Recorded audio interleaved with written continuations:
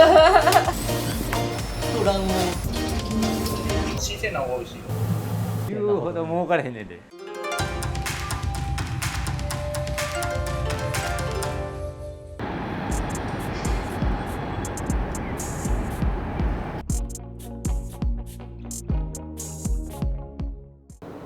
今まで修行してきた成果を出せるのがやっぱり養殖かな。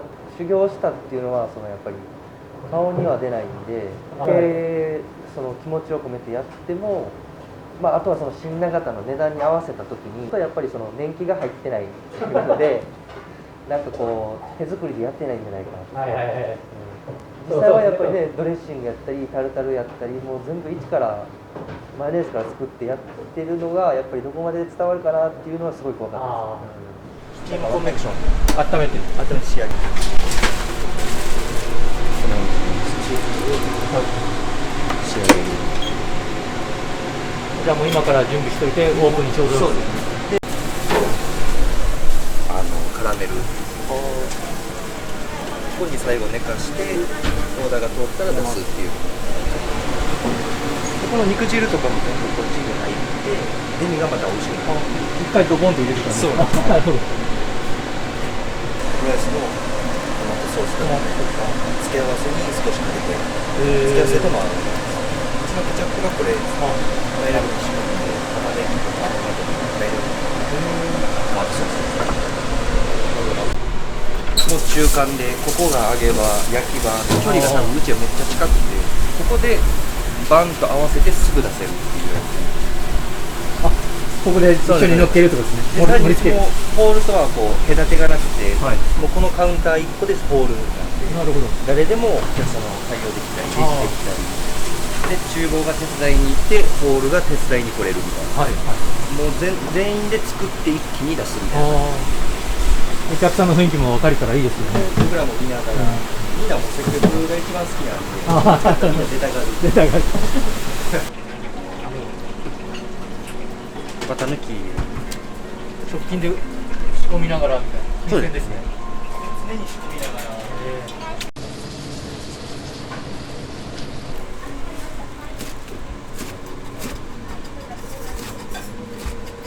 そうですね。牛乳とお酒で臭み消しして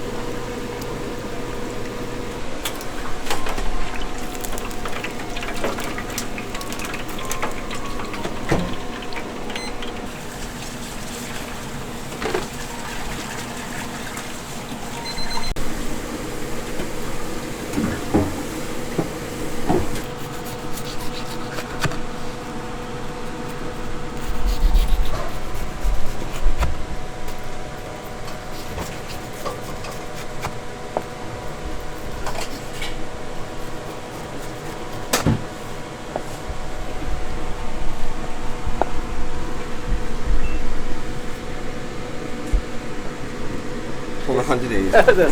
綺麗です。はい。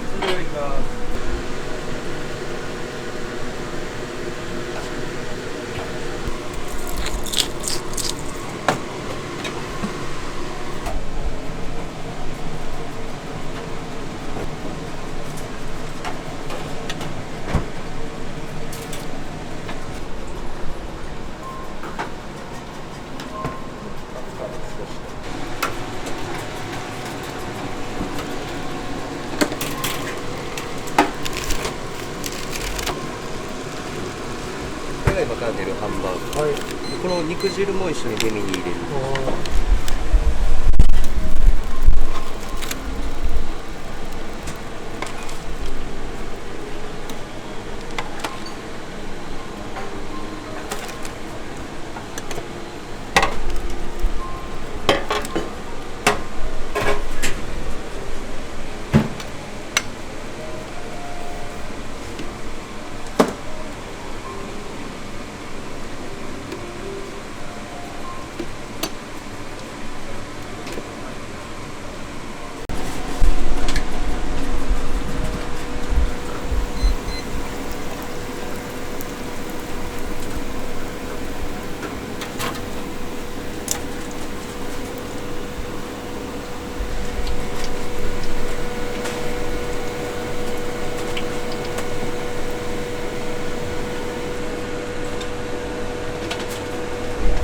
はい、少し台いきます。はい、少しないよっ。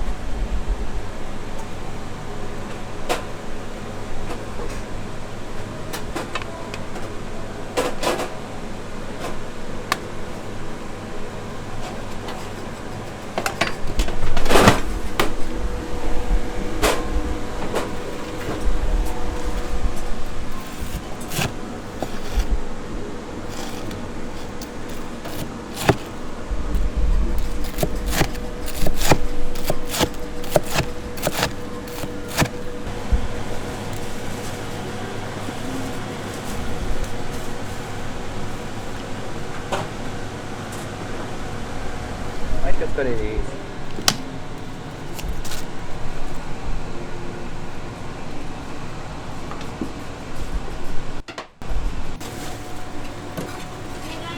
リフカツ2トッピングに魚ワン、ホタテワン、一つの方にトッピングでお願いします。はい。あり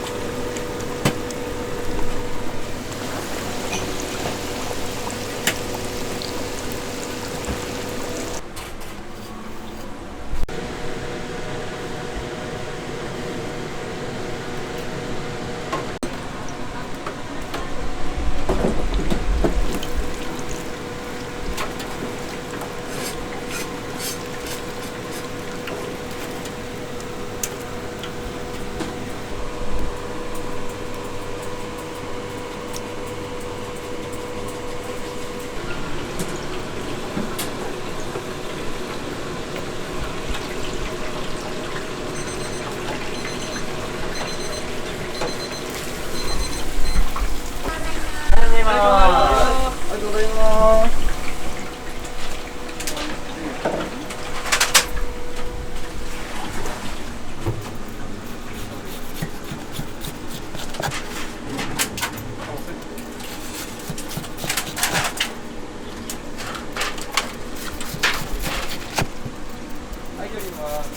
よっ。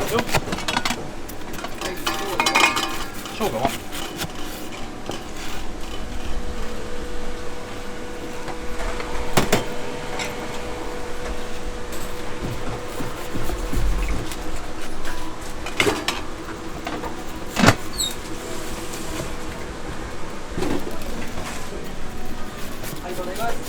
ありがとうございます。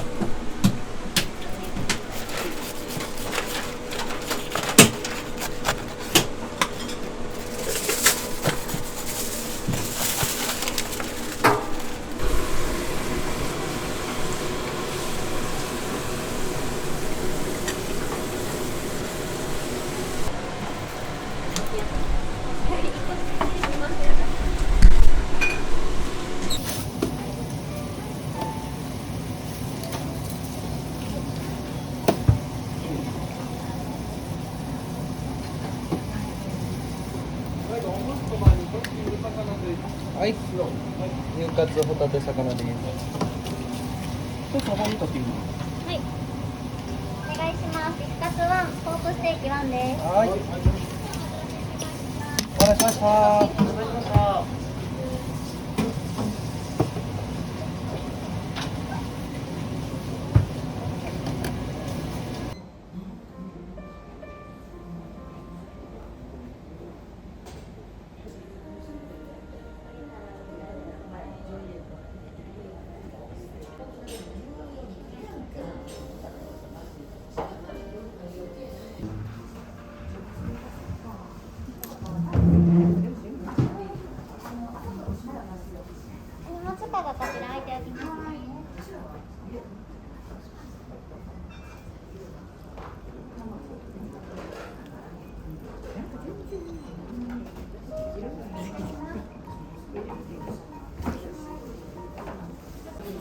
こ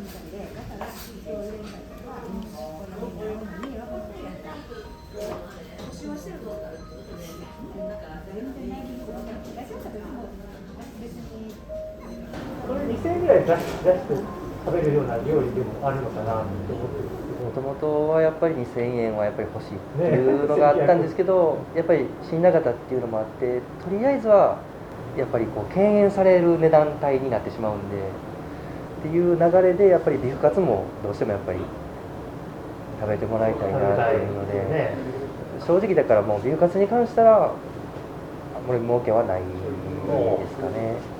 ビーフカツで140はありますね。はい。いい仕入れができてるとかそういうわけじゃないんですよね。でもそれもありますね。だからその40年やってた実家でやってたずっとつながっている業者肉屋さんだったりとか、それがやっぱりこう僕やっぱ京都に修行に行ったりとか大阪まで行ったりとか僕いろいろ行ってたんですけど、そういうところでたまたまその業者さんとまたおったとか宮本さんここでも働いてるんやとか、そういうのでやっぱ昔からずっと知り合いになって、でその人がやっぱり今度部長さんになったりとかでそういう面ではすごい僕が店やるよっていう時はバックアップするよっていうので結構みんなが力貸してくれて、どうしても新長田でやりたいなっていうので、じゃあできるだけ安く新長田でなんでこの値段で食べれるんやっていうのを出そうかっていうので、みんなが手伝ってくれてやっとできたっていうので、ビューカツに関したらもうちょっと欲しかったなっていうのはありますけど他の洋食は8割ぐらいはやっぱりそのままカットして衣につけてすぐ揚げるんですけど、うちはまずはこう全部こう筋をきれいに取って一回バットに置いて油でコーティングしてきれいに真空した状態で冷蔵庫で寝かせるんです。熟成させて柔らかさが全然違くて、冷蔵庫とはまたちょっと違うんですけど、もうちょっと、独自の温度でやって熟成させて、で次の日にようやくカットが入るっていう、すごいやっぱり柔らかくなる。油が染み込むのと、あともう一つはその油でコーティングされてますから酸化がしないんですよね。それはやっぱりその小麦粉とかだとやっぱりどうしても空気が入ってしまうっていうので、油でコーティングして1日寝かせるっていう。お願いします。ビフカツ1、ポークステーキ1です。はい。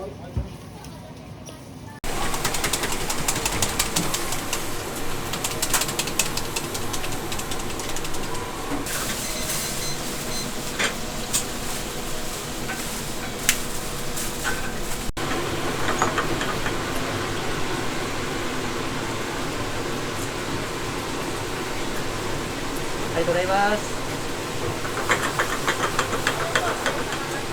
はい。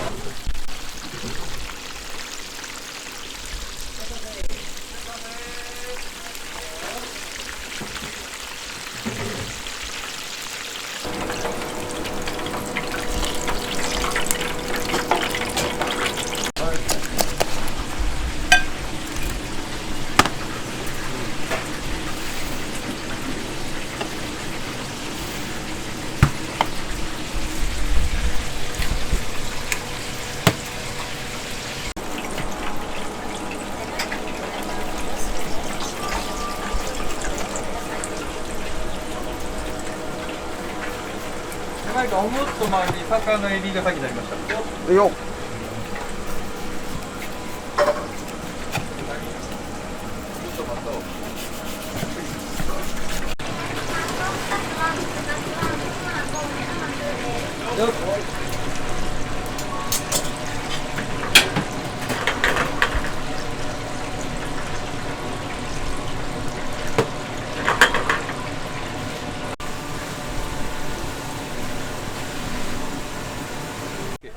いらっしゃいませ。どうぞ。いらっしゃいませ。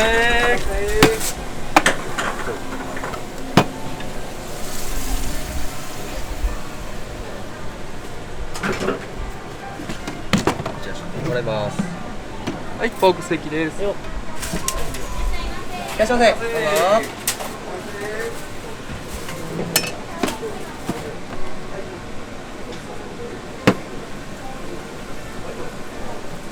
はい、お願いします。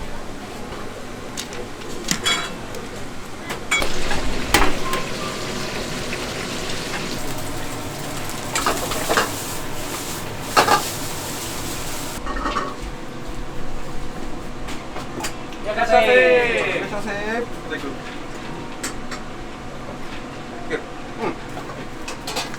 それで2枚。弁当料理いきますよ。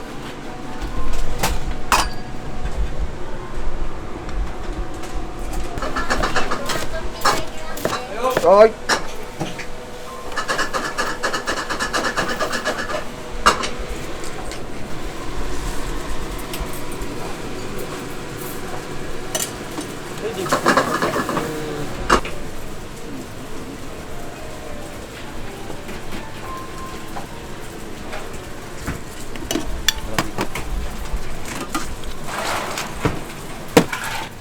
ポークカツです。はい。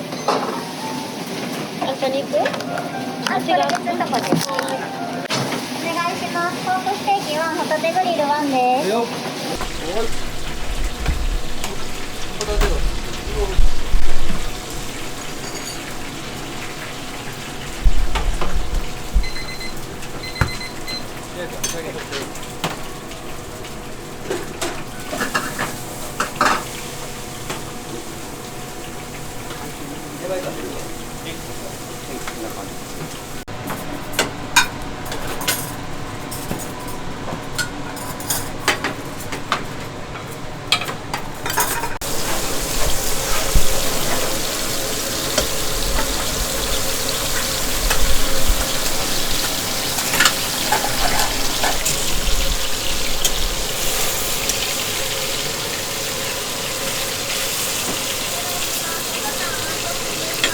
はい。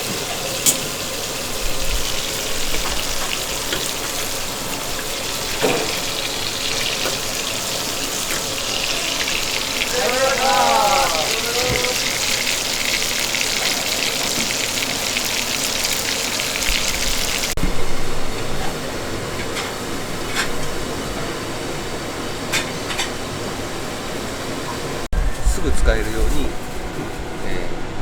ステーキのソースと自家製の生姜だれと照り焼きのソース、これはもう入って肉を焼いたと同時にもうソースは別でバターと一緒に煮込んでいく。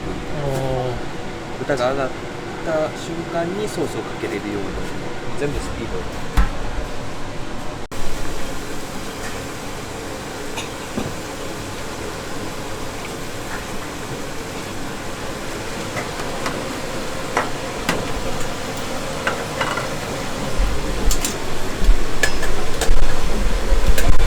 いらっしゃいませ。い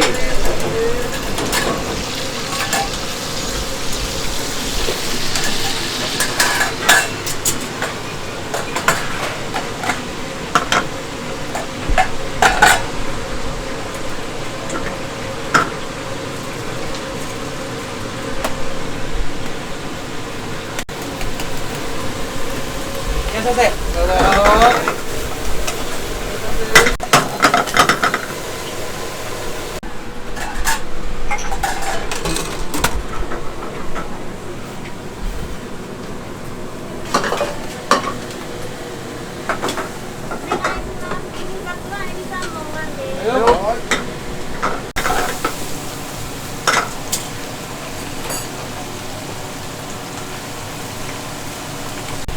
はい、次行きます。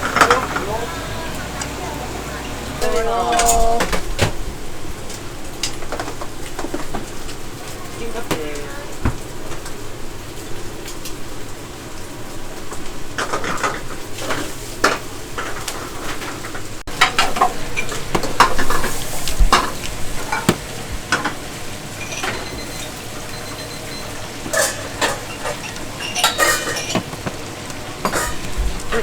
山里のステーキです。はい。トッピング1、さっきの定食1です。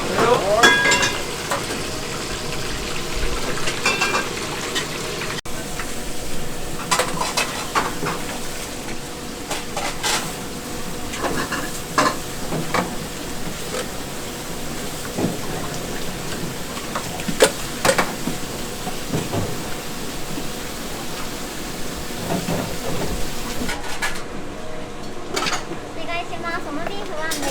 はい。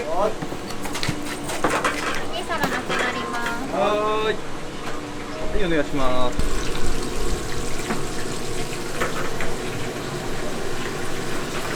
テーキちょっとトッピング入りは入ってる。いらっしゃいませ。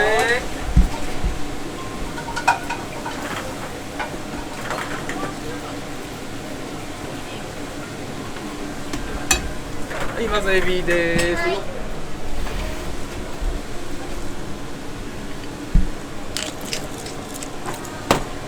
ょっと深めに。深めに。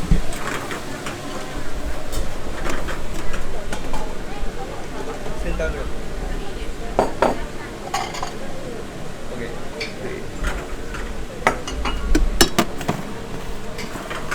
はい、それでしたら次、チーズトッピングできます。よー。大好きだって。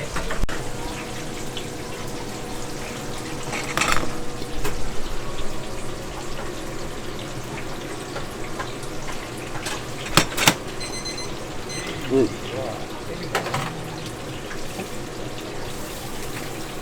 ありがとうございます。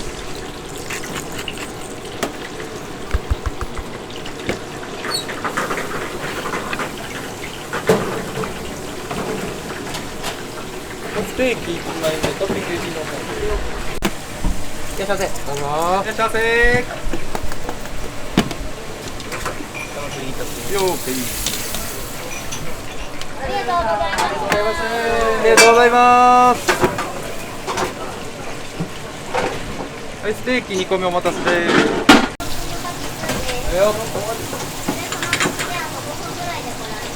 はい。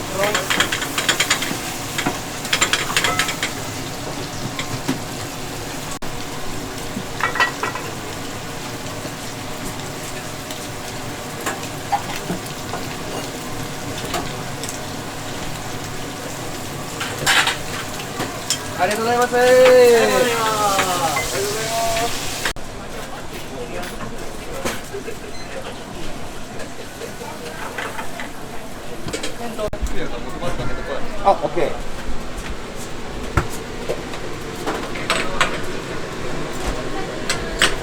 ベビーカー合わせてさ。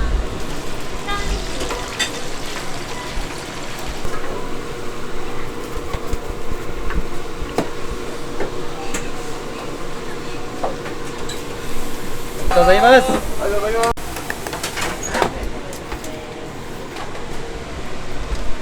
次は。はいよ、じゃあ行きます。お願いします。バーグワン、味噌ネギ抜きです。はい。お客様1名様ですか。次の次ですぐご案内しますね。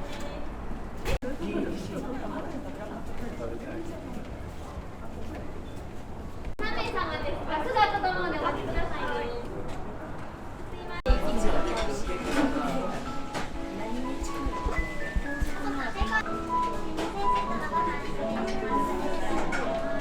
バーグにエビフライのトッピングです。ありがとうございます。ご飯とお味噌汁またいつでもおかわりできるんで。ありがとうございます。目線でよろしいですか。お預かりいたします。B に横並びで3名様入られます。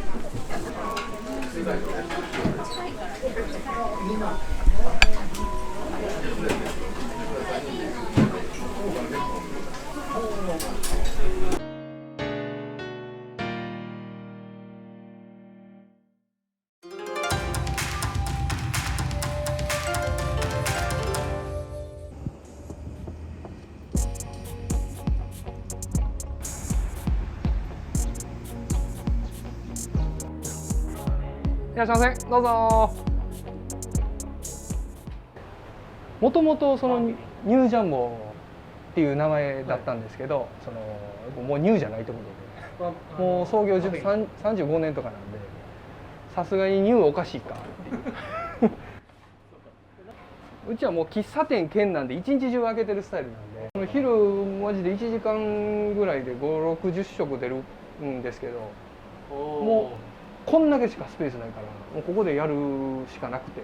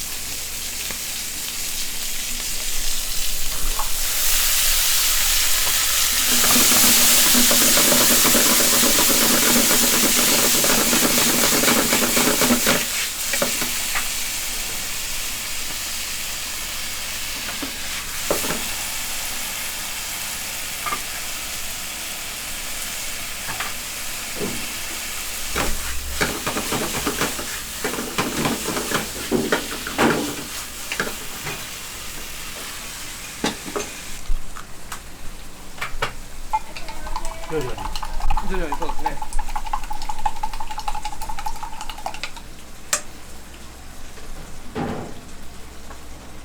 石雪降ってました。ね、めちゃくちゃ寒いです今日。不思議ですよね。あんま降らないですけどこの辺。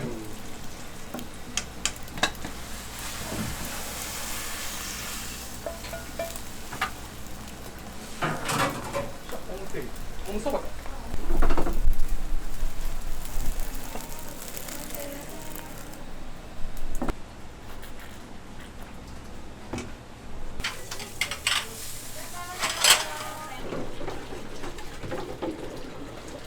はい、とんかつ。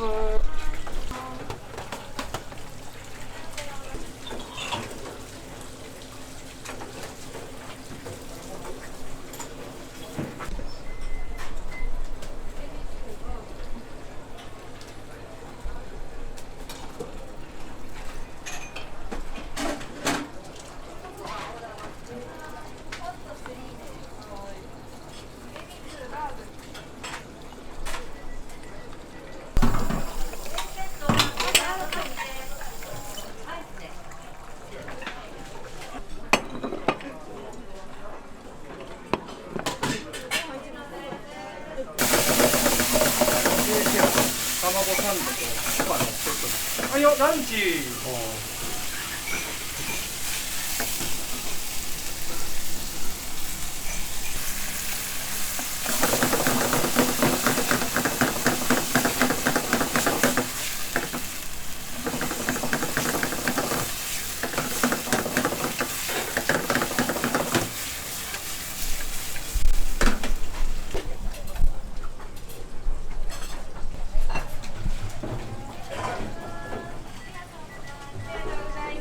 ございます。サンマ有効ライン。セットです。はい。ありが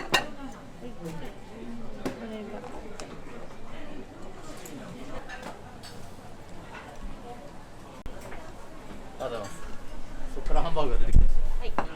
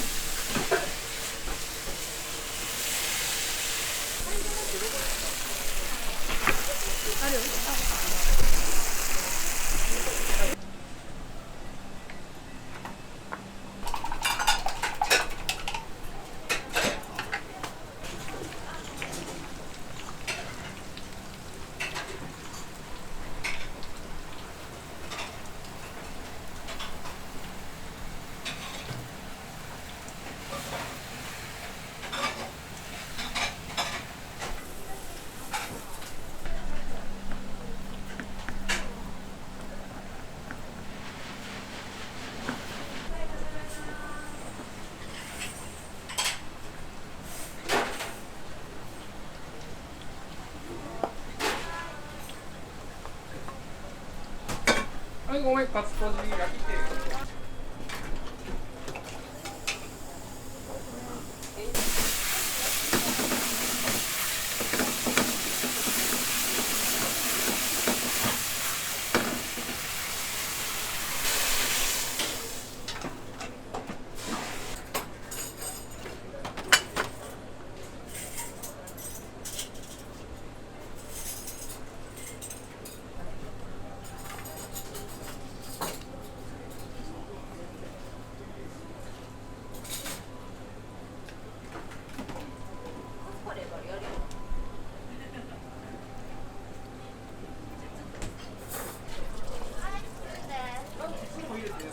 はいよ。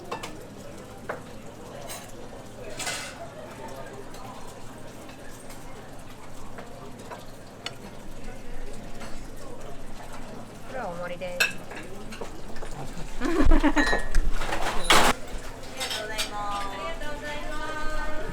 普通です。普通。すごい。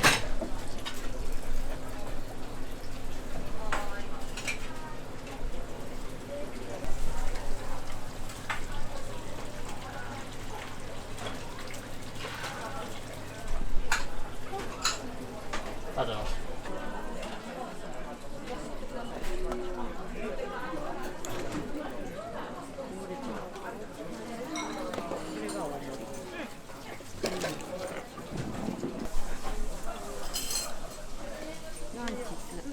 い。い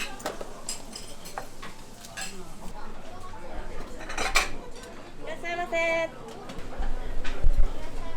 っしゃいませ。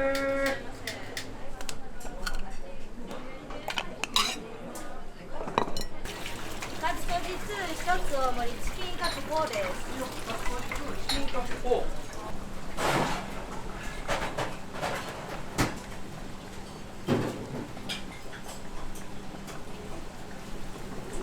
チキンカツ全部皮も取るんですよ。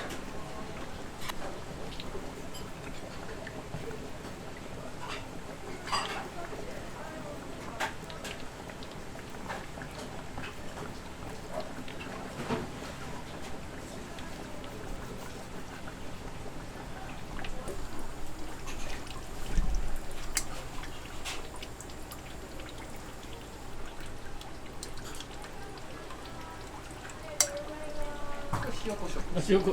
塩と胡椒だ。そうですよ。もう合わせの。合わせ。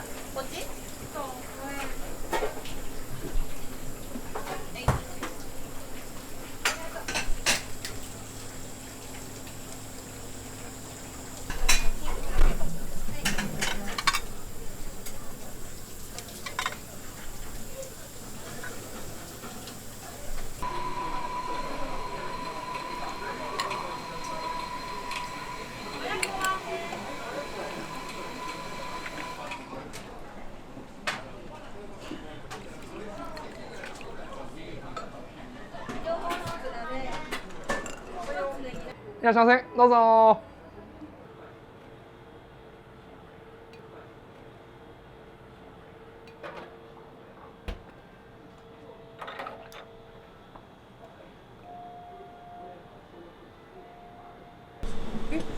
コーヒーが380円ですよ。380円です。ホットコーヒー。ホットだと500円。500円。不思議だよね。120円しか違うんです。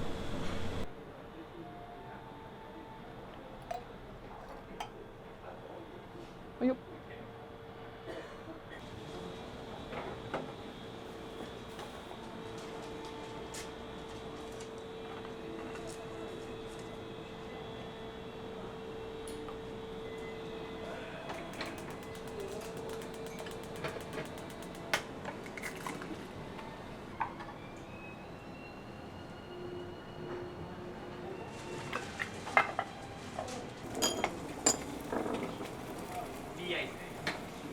よっ。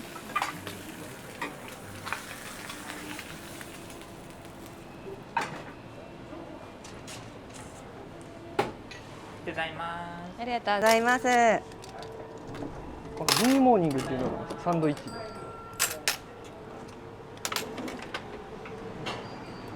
ミックスサンドですね。卵とハムの。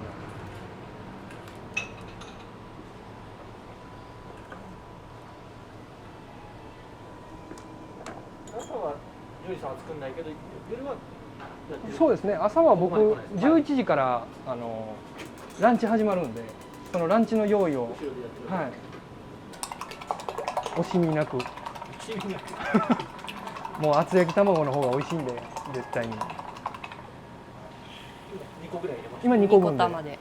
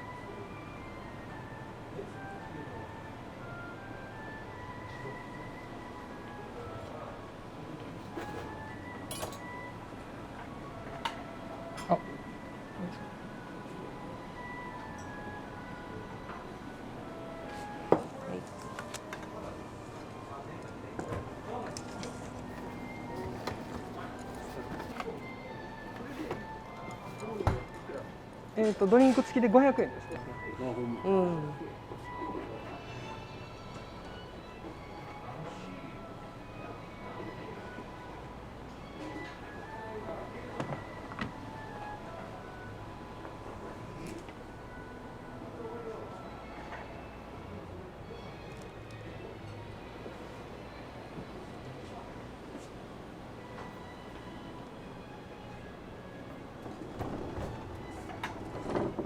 はい。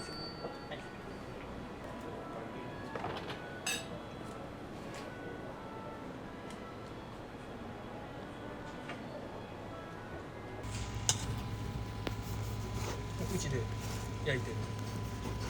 ワッフル。いいですね。これに目玉焼き、ゆで卵。ああ。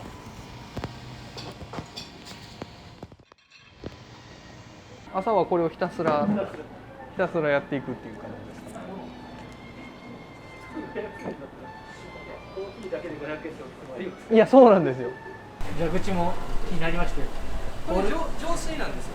ここ2本がつながってて、こっちからでも水を入れるか、あっちからでもお湯入れれる。ホールの人ができますもんね。父親がこうちょっと水道を改造したところがあって、もう休憩でパッと来られる方のためになるべくスピーディーに提供できるのを意識してますかね、ずっと。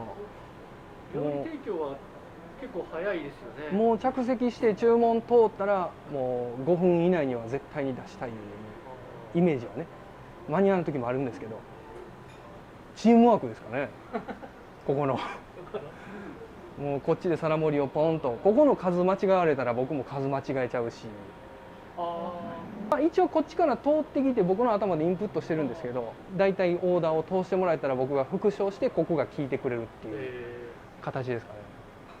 男兄弟だと大変だった男4人で大変でしたね、最初は。もうお店あるし子育てあるしどうしようってなって。まあ、今ではね家族経営で仲良く楽しくやらせてもらってますもう本当に。やっぱでもどっか父親母親がやってるのを見て調理しようかなっていうのがあったんですかね多分。あっという間にこんなねいやほんまに経ってしまったけど、まあでもお客さんもまあ年代は変わられど、いろいろ新しい年代でなんか入ってきてくれるお客さんも増えてきて、活気のある店にしたいんですよね。もうワイワイガヤガヤ、まあ普通にそのしゃべりのバーとして、なおかつ軽食がっつり食べたい人はがっつりで。もうでも今そんな感じになってるなってるね、うん、朝ももう同じ常連さんが毎朝7時開くとバーッと入ってきてまあでも温かいお客さんが多いですよ、ここら辺は本当に接したら接しで返してくれるから、ね、みんなすごい、まあ、僕はもう100点の笑顔でいてるんでついてくれたことはとても嬉しいと思うんですけど、みんなめいめいその次男も三男も同じホテルにいてた、次男も違うとこ入ったりしてたんで、この人がやっぱりもうお父さんが、まあ、マスターがねちょっと入って俺のこの中の調理の方やってみるかみたいに感じで、もう一通りやっぱりいつね私らもどうなるか分からへんから息子にちゃんと受け継げ、ほんだらまたお兄ちゃんが弟たちにもね教えれるんで。もともとは全然別の職業をしたかったんですよ、なんですけどその高校の時に父親の方から部屋入ってきて実は店は長男には継いでほしいやっていうふうに初めてなんか物を頼まれたという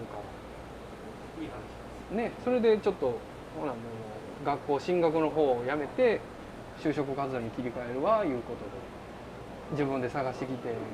そっからじゃあ料理の一応道に、はい、まあそのうち絶対に帰ってくるとは思ってたんですけど、よそでちょっと練習勉強して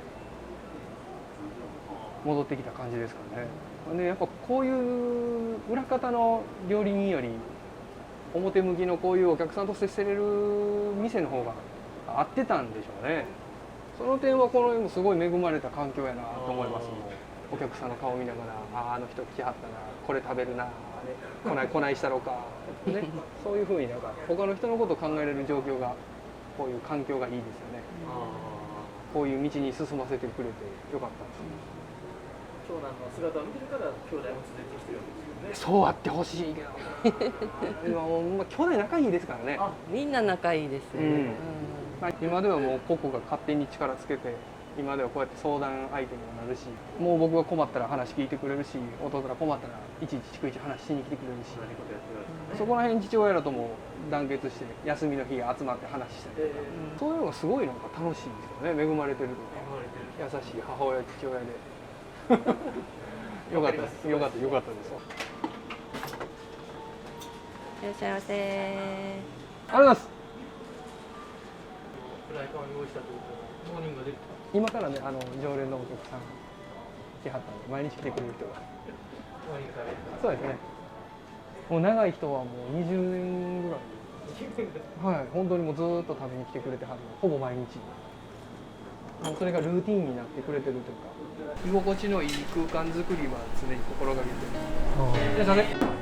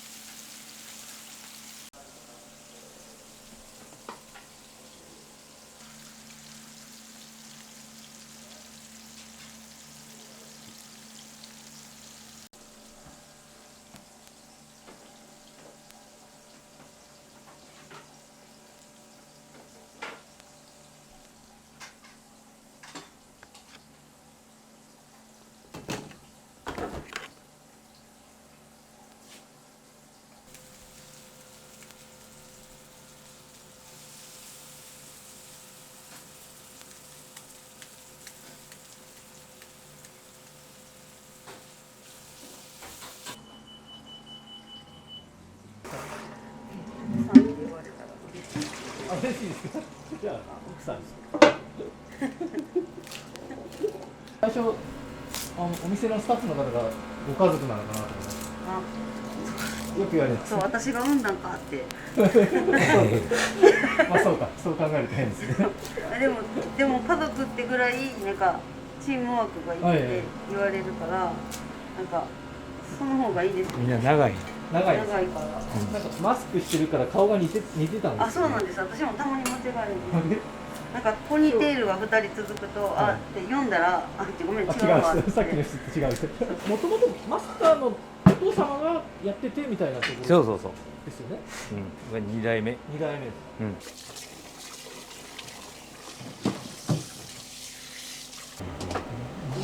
音もね、美味しかったです。そのまま聞こえるじゃないですか。はいはいはい。美味しいねっていう声がね、聞こえますよね。大きい声で返すでしょ。怒られてもそのまま謝りに行けるからなんかって、奥で隠れてたら分かんないですよね、お客さんの顔とかも。顔見ながらご飯入れるし、よいしょ。お金の量とかもビールの人とかも大盛りで。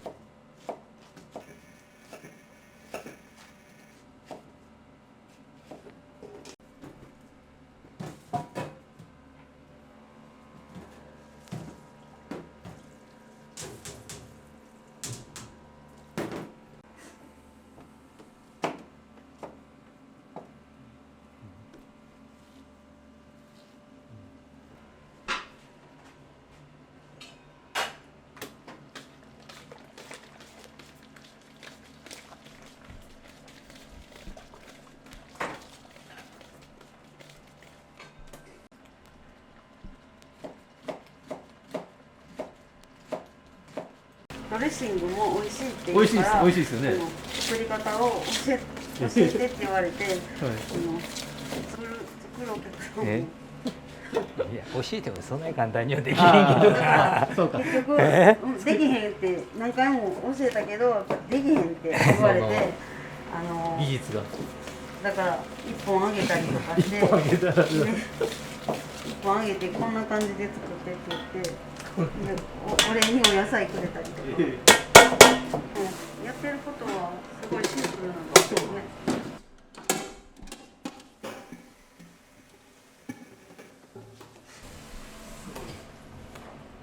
YouTube すごいいい映像。たまらない。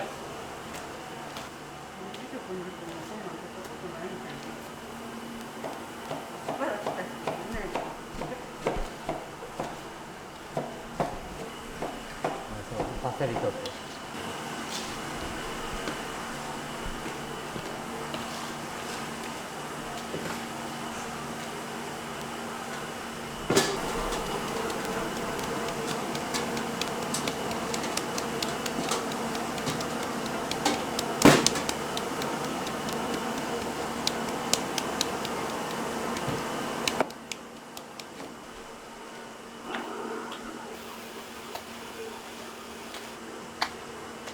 これ何日分ぐらいなんですか？1週間分ぐらい。1週間分ぐらい。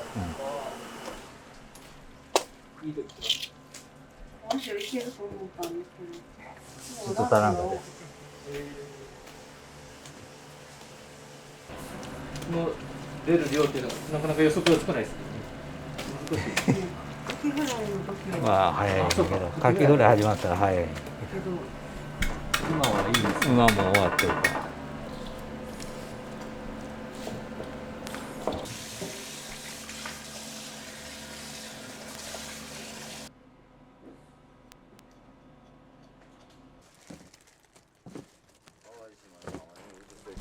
有名ですよね。前の店からやらないともうじゃあ40年なんの。40年の付き合い。そうやろ。もう何十年もずっと人気店。親父のやってる時も。お父さんがやってる時から。忙しかったり。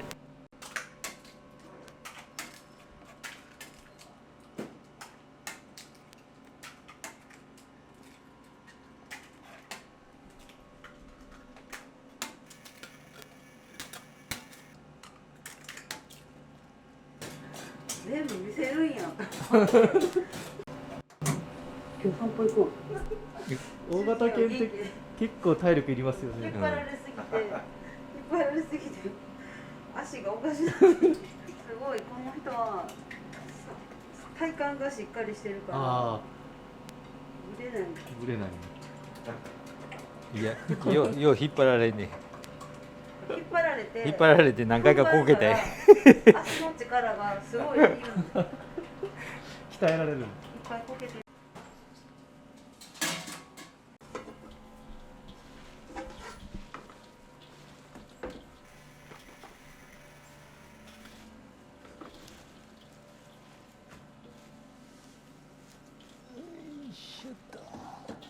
これデミグラスソース。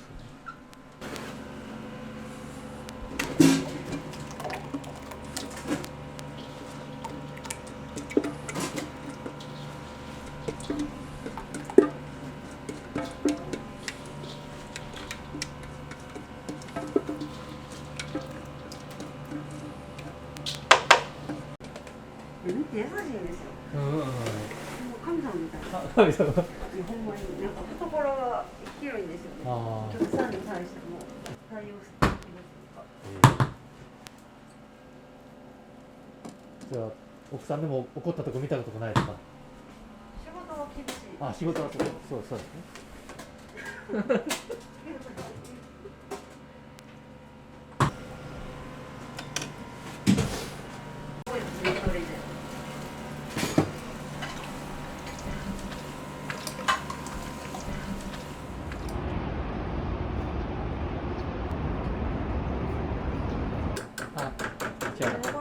クリームコロッケ。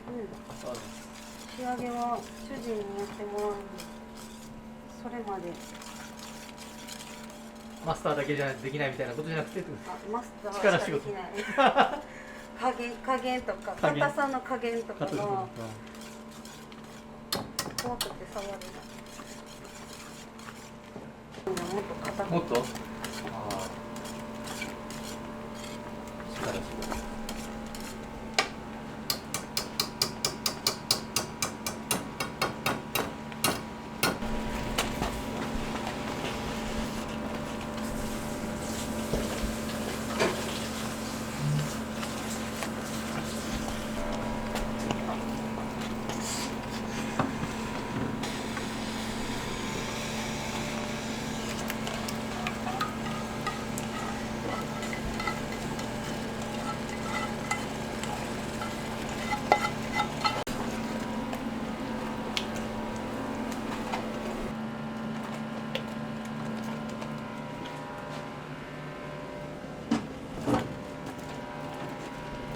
こんなにたくさん具が入ってるっていうのもお客さん気づかないかもしれない。貴重です。気づいてもらえるように具を大きいですよね。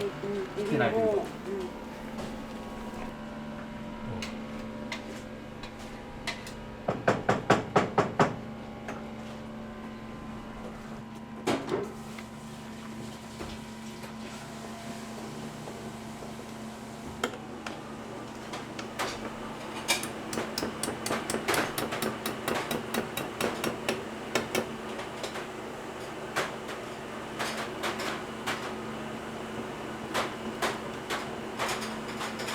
力仕事ですね。ここからは力がいい。力がいい。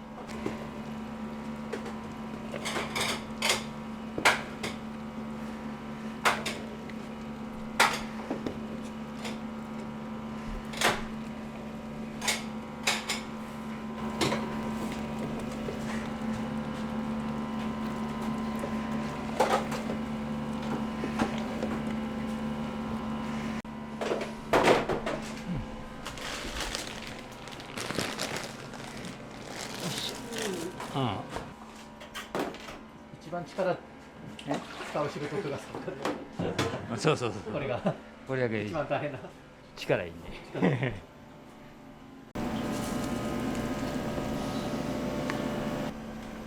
はい。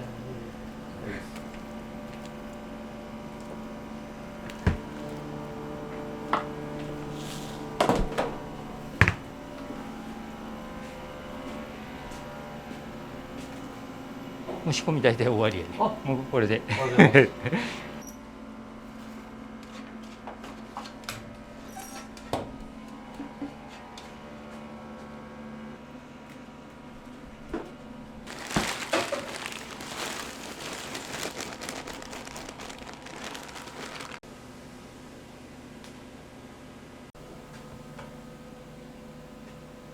いやもうないね。何も仕込みじゃないね。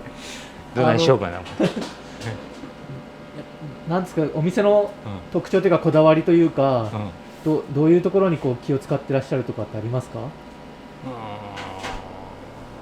手作りとかなんか温かい料理をとか。いやもちろんそういうことなんやけど、あと雰囲気が良くなるようにと。わかります。それはもうスタッフの方とか奥さんも朗らかというかなんか温かい感じですよね、皆さん。そう。それ伝わってきます。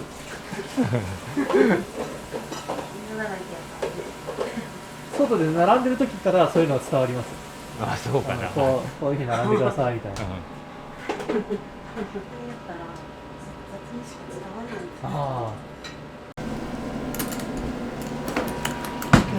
合わせのマッシュポテト。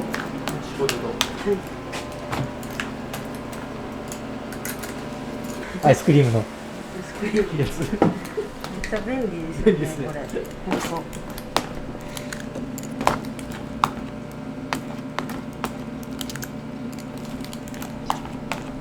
みんなスプーンとかでやりますよね。こうやってなやるよね。私も習ったことあります。パン粉と粉チーズとパセリ。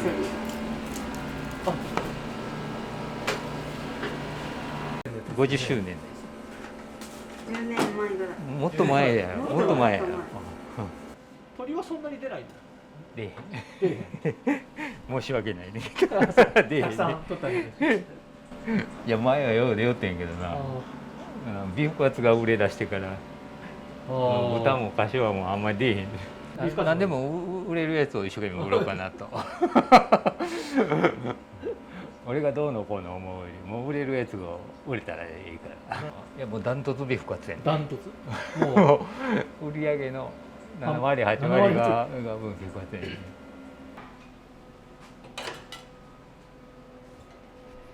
奥様がいることで雰囲気が明るくなってお店がさらに良くなったんじゃないですか。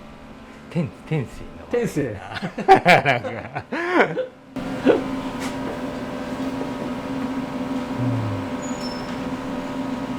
平日のランチタイムがメインじゃないですか。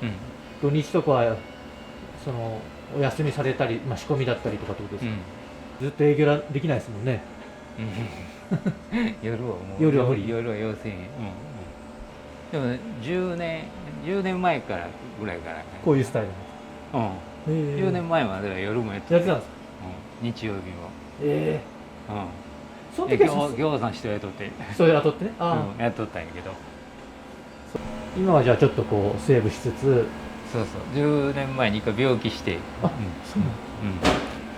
でそれから。体が大事ですね。無理したらあかん。無理したらあかんですね。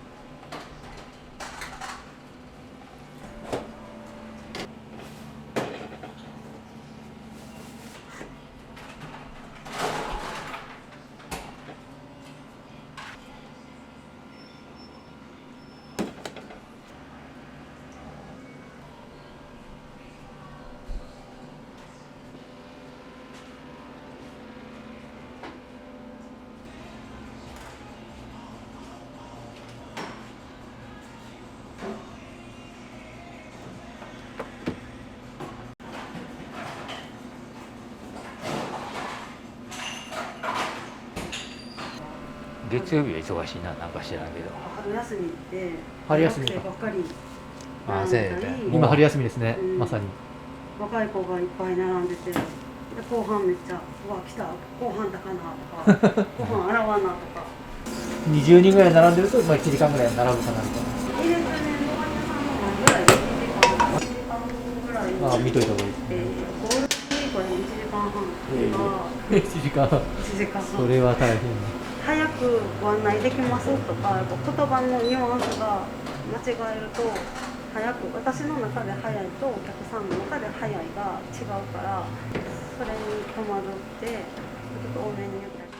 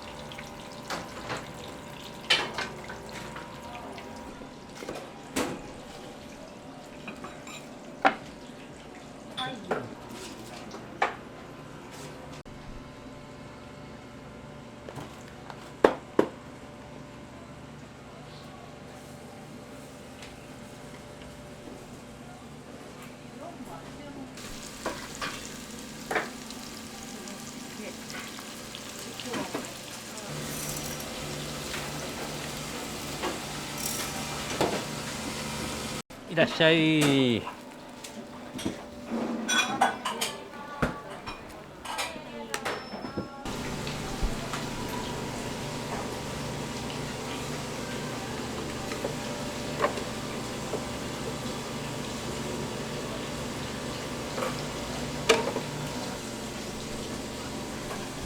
い、営業してます。よろしくお願いします。はい。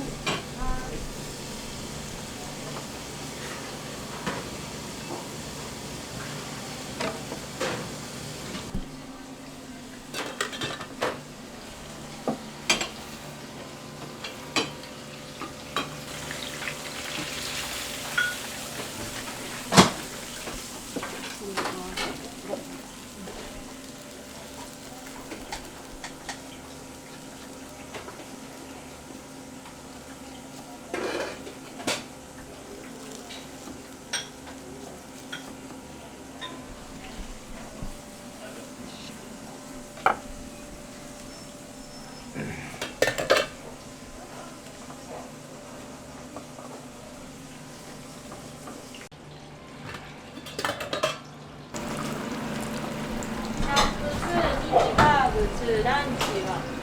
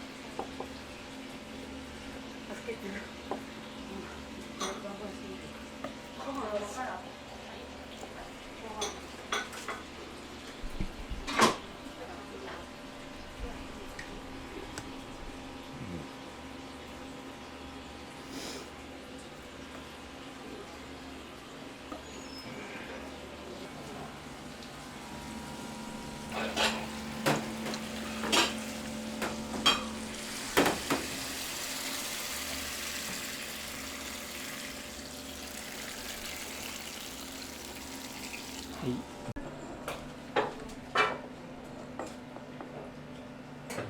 がとうございます。ありがとう。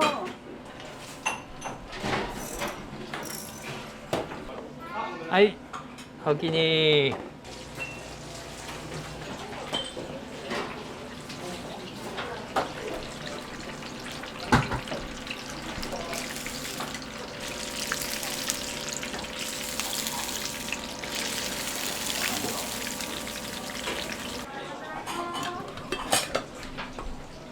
横上げ。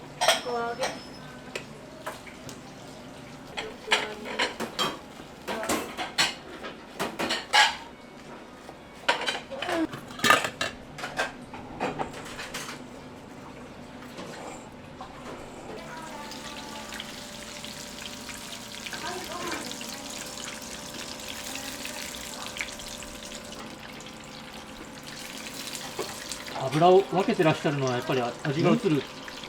油がエビとビーフカツ。あ、これちょっと温度が低い。温度が違う。ちょっと低い。ハンバーグの時間見てビーフカツ揚げようとされてるっていう。そうそうそう。タイミング合わせてる。そうそうそう。ハンバーグが一番時間かかるってことですよね。うん、そうやな。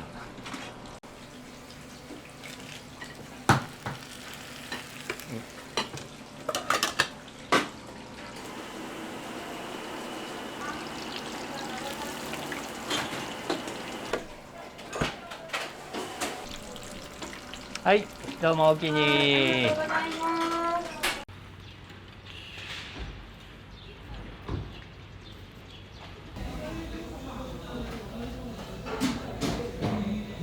ランチクリームコロッケ好きです。はい。ご飯多く入れちゃったけど、はい大丈夫ですか？ありがとうございます。はい。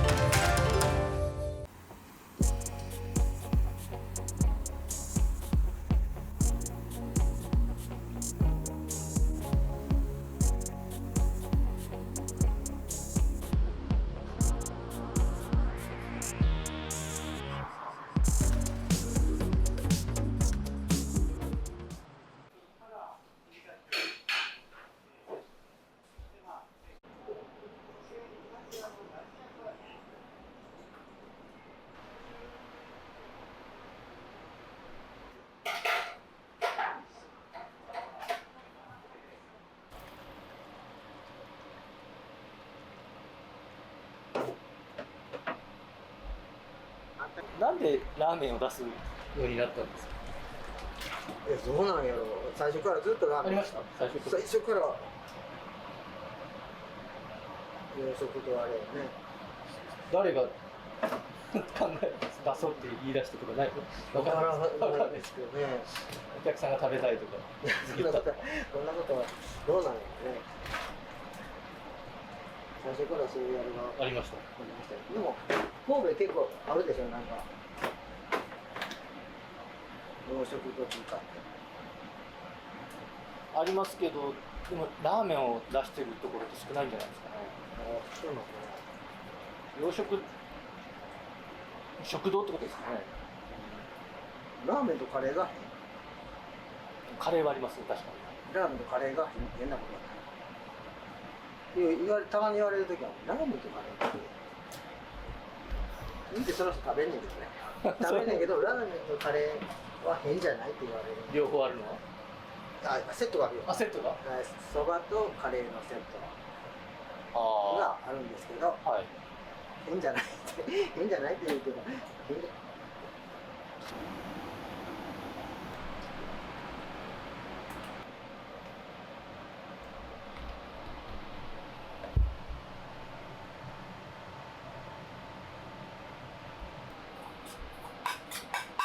でもきっかけがあったわけですよね。なんか継がなきゃというか、そのやらなきゃというか。父親のね、そう父親がしてたのでも好きだから続いてるわけですよね。いや、そんなことない。そんなことない。そんなことない。何が好きなんですか。いや、それがないのよ。ないよ。何もないわ。もうだから忙しすぎるんじゃないですか。忙しすぎる。そうです。テレビ見る。競馬する。競馬趣味じゃああるじゃないですか。あるじゃないですか。競馬趣味ちゃうし。趣味じゃないですか。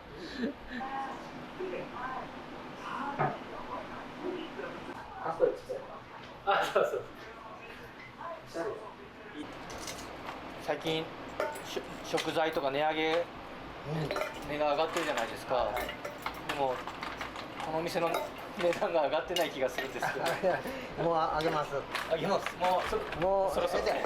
これで止まるんだったらいいけど。わかんないですもんね。まだ上がると思うから、もうそろそろ上げようかなと思って。もうみんな上がってます？みんな上がってますね。これ2年前ぐらいと変わってないんじゃないですか。確か一緒全然。ですよね。一緒。ここで働いてる人たちが多いんですか。そういうわけじゃない。近所の人。近所のサラリーマンの人。だから変えないことがいいことなのかもしれないと思いますけど、このお店のスタイルというか料理とか流行に流されてたらね。でもよう言うやんか、昔と一緒の味、続けることが大変ですからって言うやろ。はい。でも昔と一緒の味だったらみんな昔じゃないって言うやろ。ほんまは昔よりちょっと美味しくなかったら昔の味じゃない。そうなんですか。って言うの。じゃあ味が上がってるってこと？味が上がっとかへんかったら昔の味じゃない。昔の味じゃないなって言われるのは同じ味でも同じ味としても昔の味じゃない。そんなよう言うでみんなそういう人らは。じゃあずっと同じだったら味が落ちたっていうんですか。そうたまに来た人が昔の味じゃないなっていうのはちょっとだけ美味しくなかったら昔の味じゃなくなるって、よう言うやろみんな。勝手ですね。そうやって言うで、その作る人。平岡さんでも味変えてないですよね。変えてないですよね。昔から。もう最初から変わってないと思うよ。そう。それはそれですごいことですけどね。味が変わへん。それしかできへん。いやいや。それしかできへん。いいと思います。寂しい。あれはパスタとか食べに行くまで。ナポリタンは好きだから、そういうナポリタンは。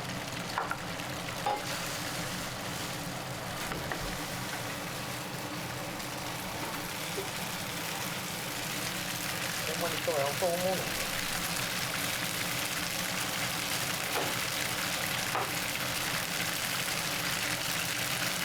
これは今何作ってるんですか？これは幸せのスパゲッティとパスパゲッティ。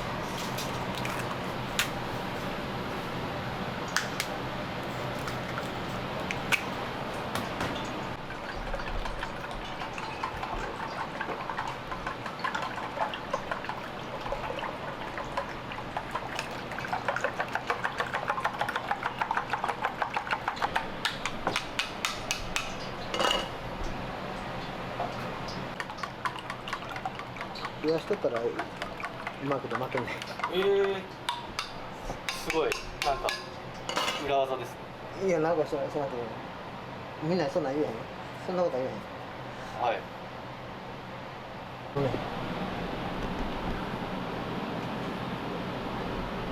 冷やした方が巻きやすいかな。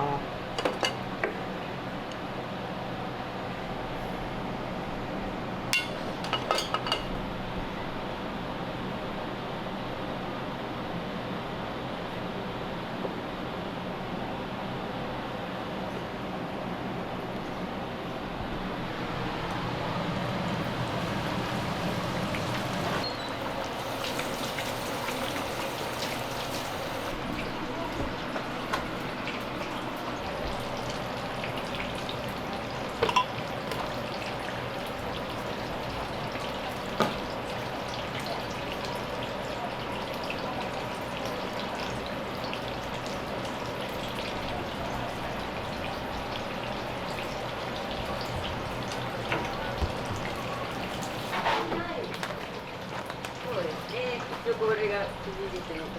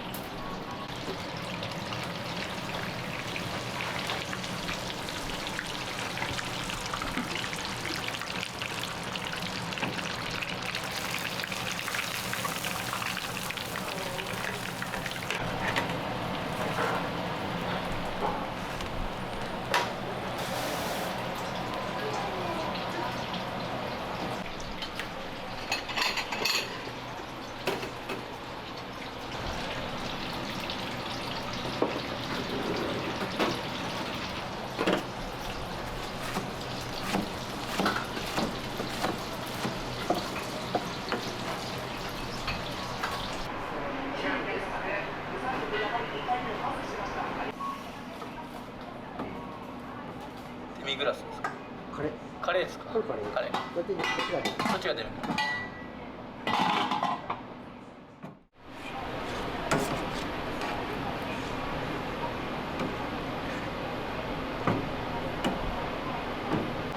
みません。作ります。はい。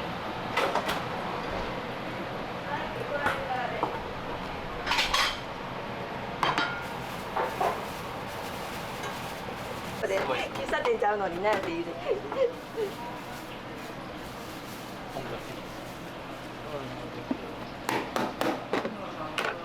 はい、いらっしゃいませ。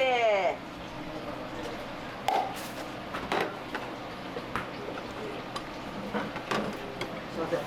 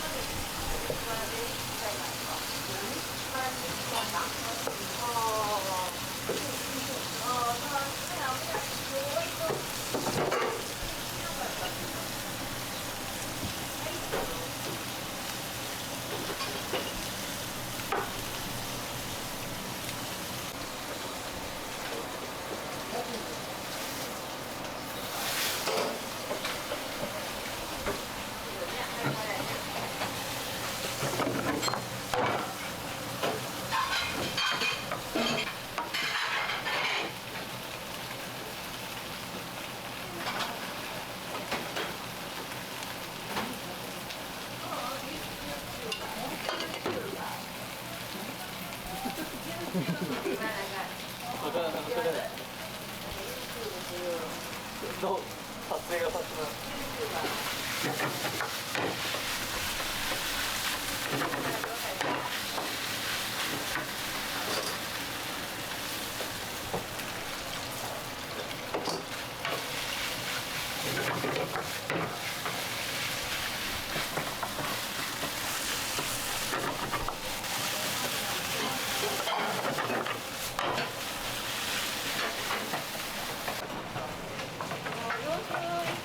うん、入れていって。ま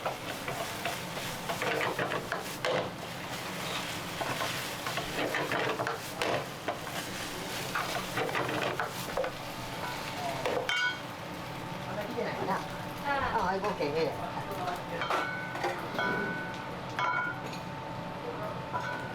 朝お決まりです。伺いますね。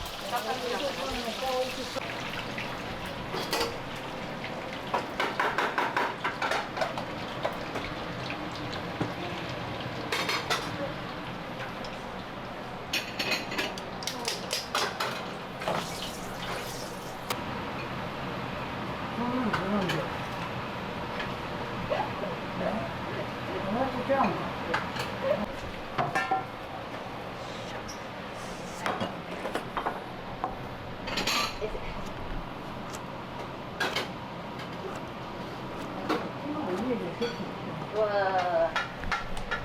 いいな。石。開いたの。そうやったらもうついてると思う。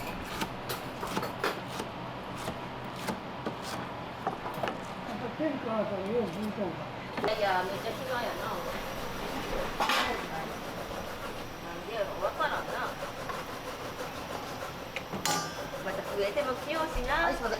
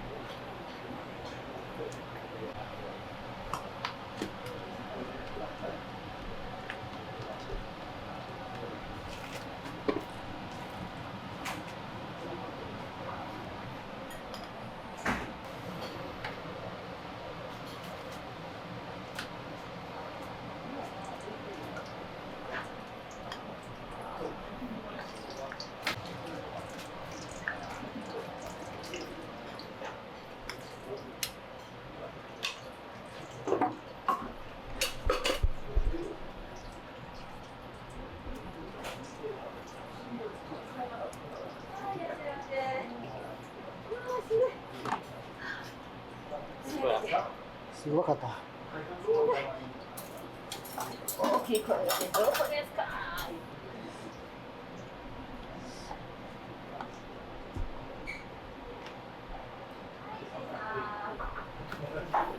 いつか見えたから出てもダメだ。すみません、申し訳ないです。ごめんなさい。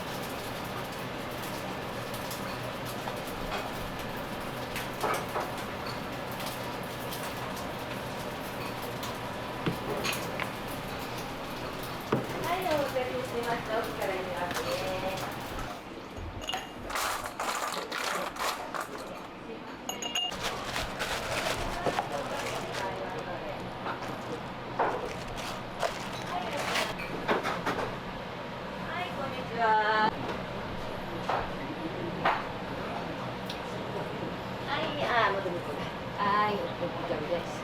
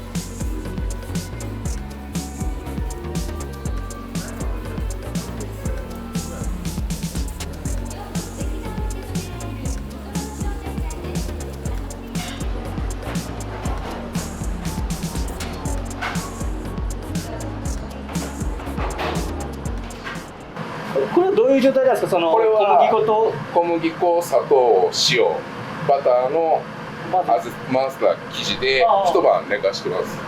だからちょうど発酵してる、塩あったってまだしてるんですけど、今まだ生地が寝てるんで、今から揉んで起こしていくみたいな感じです。はい。そういう表現なんですか？いや、勝手にそう呼んでるんですけどなんかそれっぽい感じで呼んでます。朝早くやって朝早く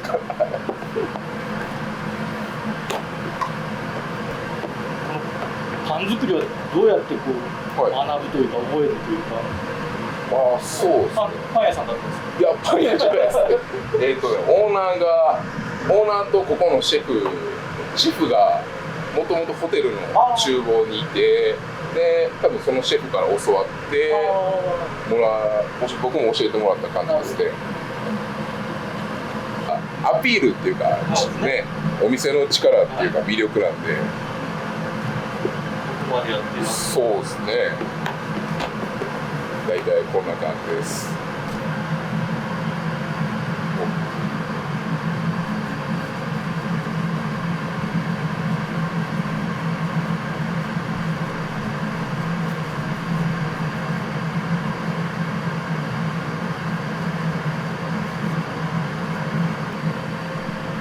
これ1個何グラムぐらい？これ130ですね。はい。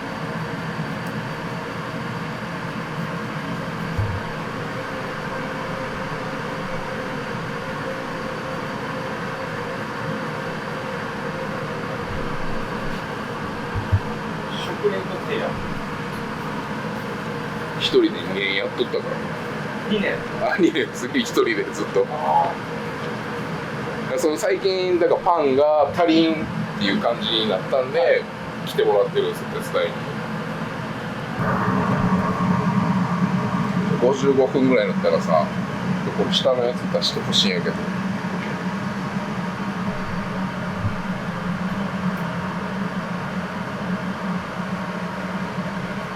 パン朝早いですよね。あでもそんなほんまの本職の調整ですよ。7時ぐらいからやってるんです。はい。それで何時ぐらいまでやってるんですか。もうパンできたらとりあえず担当は終わりみたいな。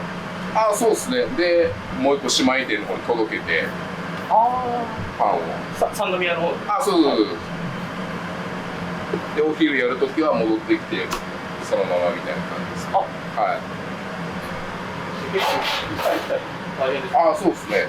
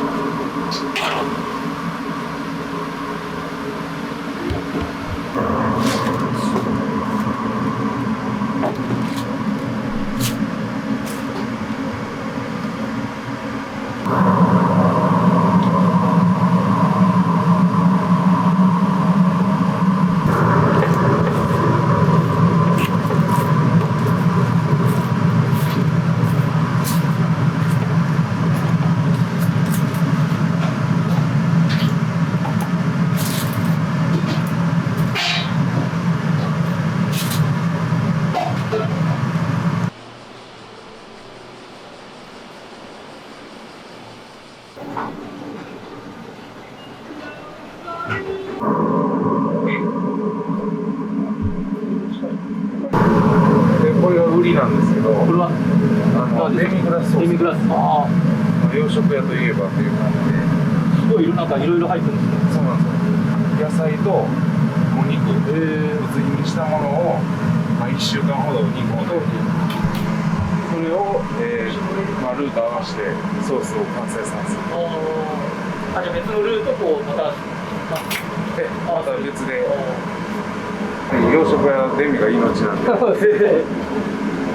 結構評価も良くてもうジョッキごと飲みたいとかいう口コミもらったりとかデミは結構定評があるんですよ。やっぱり最初はその試行錯誤でこれもうちょっと入れたらいいなとか、これが足りひんなとかいう試行錯誤で全部できていってる。ランチに合いやすい、まあまあなボリュームがあって、なおかつ、なんていうんですか、ちょっと軽いっていうイメージからこのパンを最初作ったんです。あとスープも、昨日2種類あったんですけど、冷製と、温水とで、季節ごとに書いてあるんで、なので今はちょっと外も暑いので、冷製でちょっとひんやりしてもらって、美味しかったです。ありがとうございます。で、冬場なんかだとその時期に合わせた季節の食材を使ってスープを作ったりしてますね。開店前とそのランチの営業終わり、またディナー始まる前のそのアイドルタイムがやっぱり一番仕込みって言いますか、お店を流すためにこう一番作れる時間なんで、やっぱりそこは僕らが一番大切とする時間最小限の人数でどこまでやれるかっていうところで、うちは定休日もないですし、年中無休で一応やらせて大変ですね。もう元旦からやらせてもらってますんで、もう毎日動きですよね。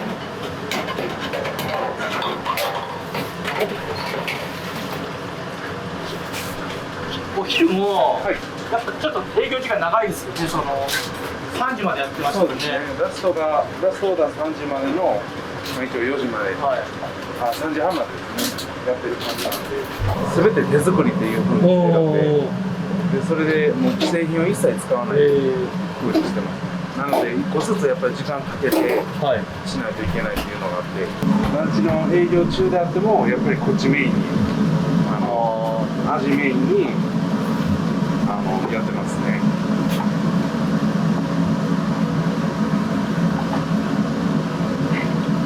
なんで結構あんまりこうやって窓越しに見えるあんまりないので、よく見えますよってお客さんの席から。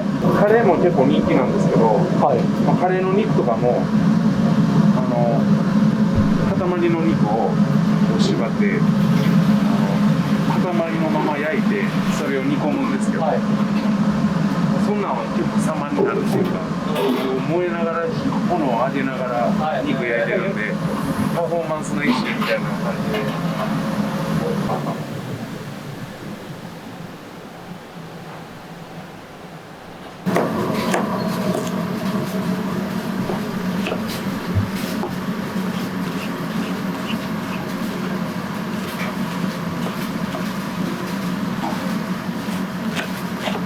ポテトサラダの仕込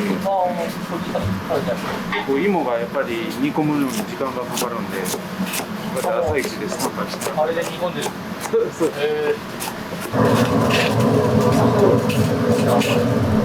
200度以上あるので、それで沸点にはここでボコボコします。飲食店やとこういう鉄板は必須です。いろんな機材があるんですけど。こういうコンベクションであったり、こういうのもスチーム、あとドライの乾燥のオーブンとか、あとバトルって言って蒸し器の機能があるんです。そういうの120度ぐらいまでの蒸気を当てながら、一般家庭には絶対ないんですけど、業務用のオーブンってここで、こういうのが一番やっぱり大事ですね。お店やるには。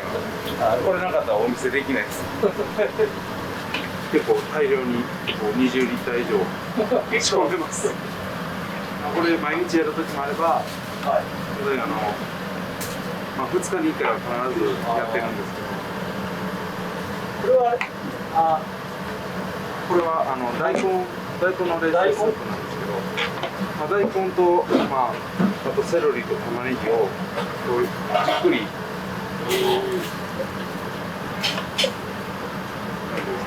炒めて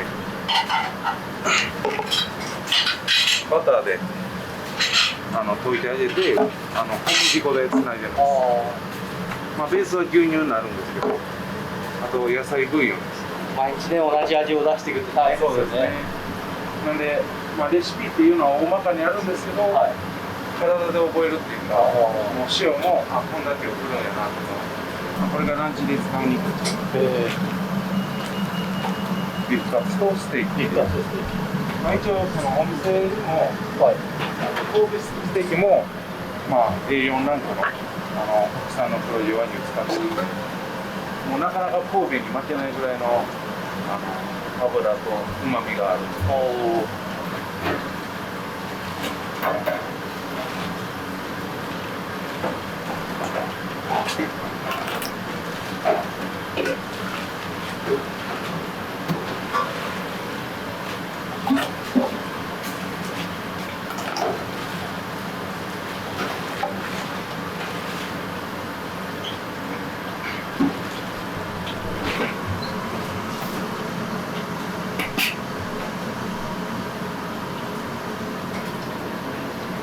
これで、直接空気に触れるのはあんまり良くないんで、なんていうか、セロリで言ったら葉っぱであったり、玉ねぎの豚、またキャベツの芯であったりとか、あんまり口にするもんではないじゃないですか。やっぱり可食部だけ取って、あとのヘタとかは、捨てること、多かったりするんですけど、やっぱりそういうところをやっぱり無駄にできないということで、毎回取ってあるんですよ。こうやって。さっきも皮とか袋に入れて取ってましたよね。人参の皮とか。これなんですけど、こういうのやっぱりなんていうの、野菜っていうのは表面が一番旨味がある。根野菜とかだとその根っこが一番栄養があったり。スープっていうのはものすごいこう旨味と栄養が詰まったものなんですね。こういうのは捨てずに大事にとってます。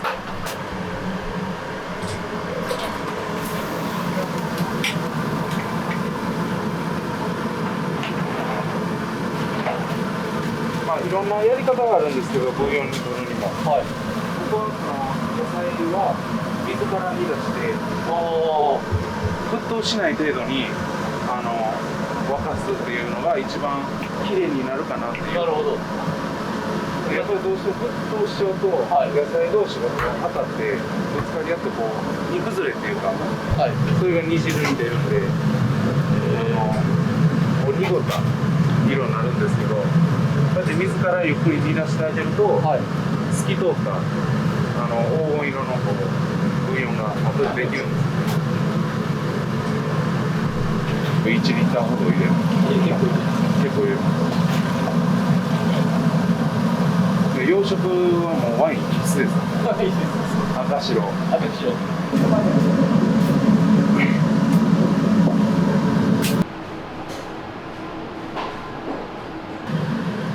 れは国産の黒毛和牛ですね。黒毛和牛。ステーキに使う肉なんです。なんでまだそんな赤が発色してないですね。塩振いてあげて。でこういう、肉からも絶対可食部と食べれないところなかなか口にはしないところと食べるステーキの部分っていうのがあるんで、こうやって油も取っていって、この油も後でここに入ります。ネミに入るんです。この油がやっぱり旨味を出すので、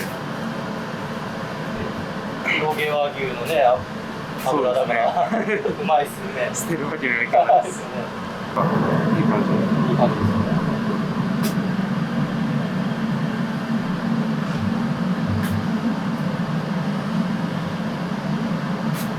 洋食屋さんって、なんかそのイタリアンなのかフレンチなのか、そのどういう勉強するとできるんですか？洋食はどうなんですか。僕はもう食感でやってます。ただその欧風料理をするにあたってやっぱりその専門っていうのがあるんで、そういうのが欧風料理の専門洋食屋さん働くとかで、なかなかそのホテルで働いててもデミグラスの作り方なんか教えてもらえないんで。こ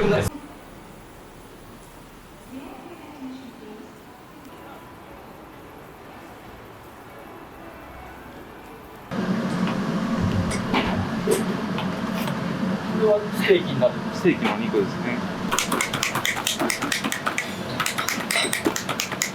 これジャガードっていうんですけど、叩く作業によって、肉をこう繊維を壊して柔らかくする。これが貝のみの部分、貝のみという部分なんですけど、割とこう筋肉質で普通には噛み砕けない。こうやって繊維壊すことによって一口で噛み切れるような肉には仕上げてます。ここで下味をつけて一個一個注文入るごとにパネって言うんですけど、パン粉つけてパネこうや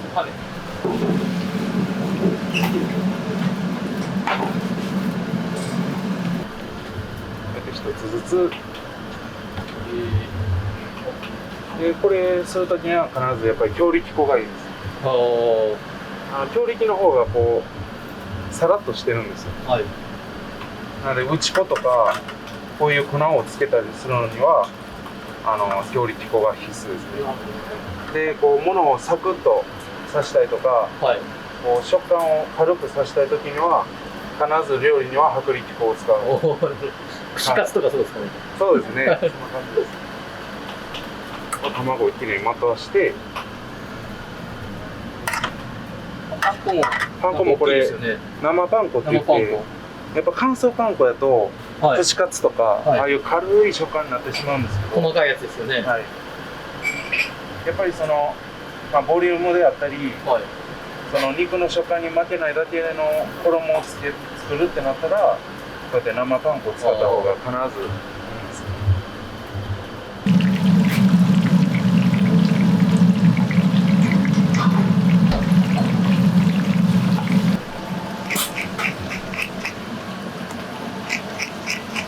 ここではもうあくまでも下味なので軽く塩をつけるだけですね。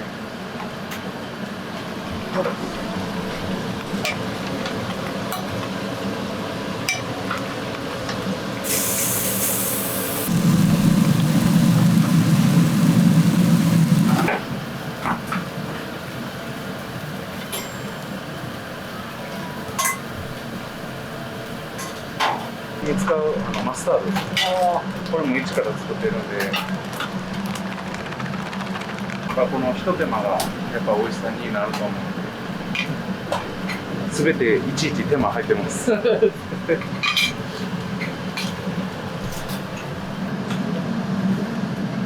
んな感じに仕込みしながら営業してますっていう感じです。粉辛子をこの白ワインと酢で、な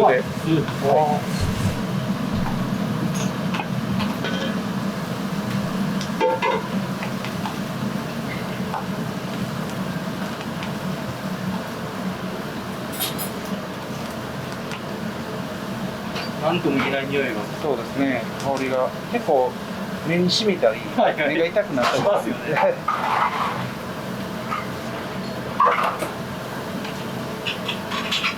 こんな感じにちょっと水じゃない水分で溶いてあげて、後からこのマスタードをつなげる。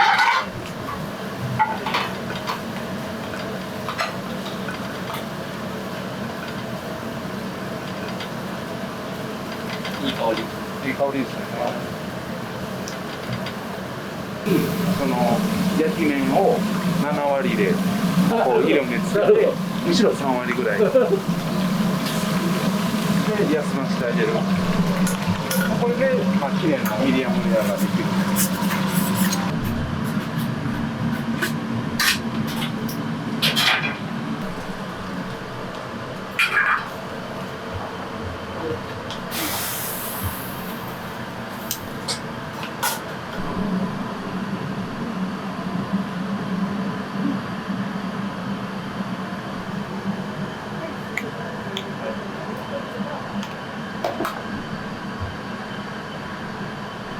完成ですね。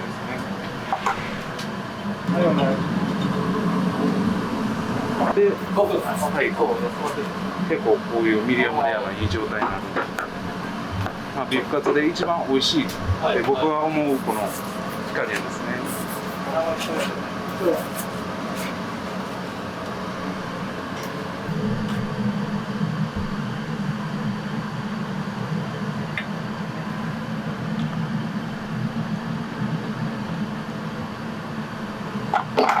はい、お願いします。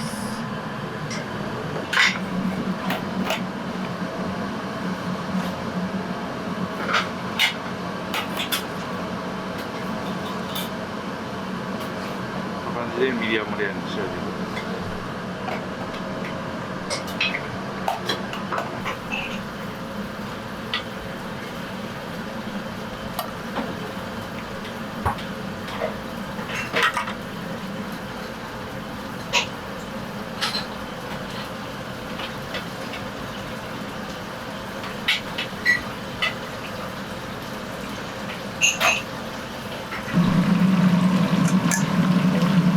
パン粉が落ちるんですけど、これはこの都度拾わないと油がすぐ黒くなっちゃう。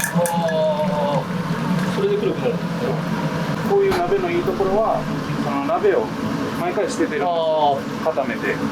そうですね、今朝捨ててましたね。そうなんですよ。やっぱりその日替わりの油で、油もやっぱり新鮮なものが一番いいので、片栗粉を使ってこう白く仕上げるものなんで、これどうしても油の色がついてしまうと、そのものの良さがなくなってしまう。白い状態の油を使うのが一番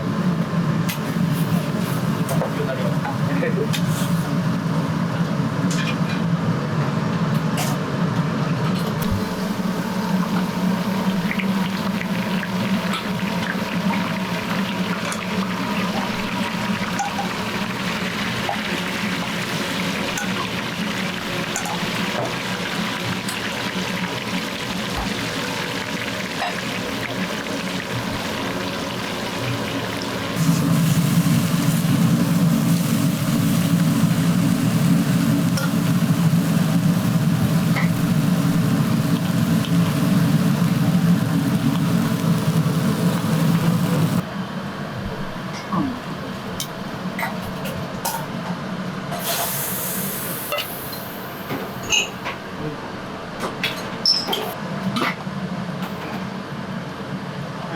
結構。パンとライスってどっちが多いですか？割合的にはやっぱりご飯の方が合うって言ってよく出るんですけど、まあ、一部の人でパンあるかどうかの確認をしてくれるお客さんもいます。お米も結構こだわってて、その産地をブレンドして何々産とかじゃなくてブランド米を、例えば魚沼産コシヒカリであったり、兵庫県産のコシヒカリであったり、新潟産であったり、全部ブレンドして一番美味しい洋食に合うご飯を作ってもらってる。ライスがちょっとちっちゃいじゃないですか。私はおかわりしちゃったんですけど、またあったかいご飯が食べれるから、なんか嬉しかったです。あ、そうですね。やっぱそういうのもあります。冷めちゃってずっと食べてるよりは、あったかいのまたもらえたんで。そうですね。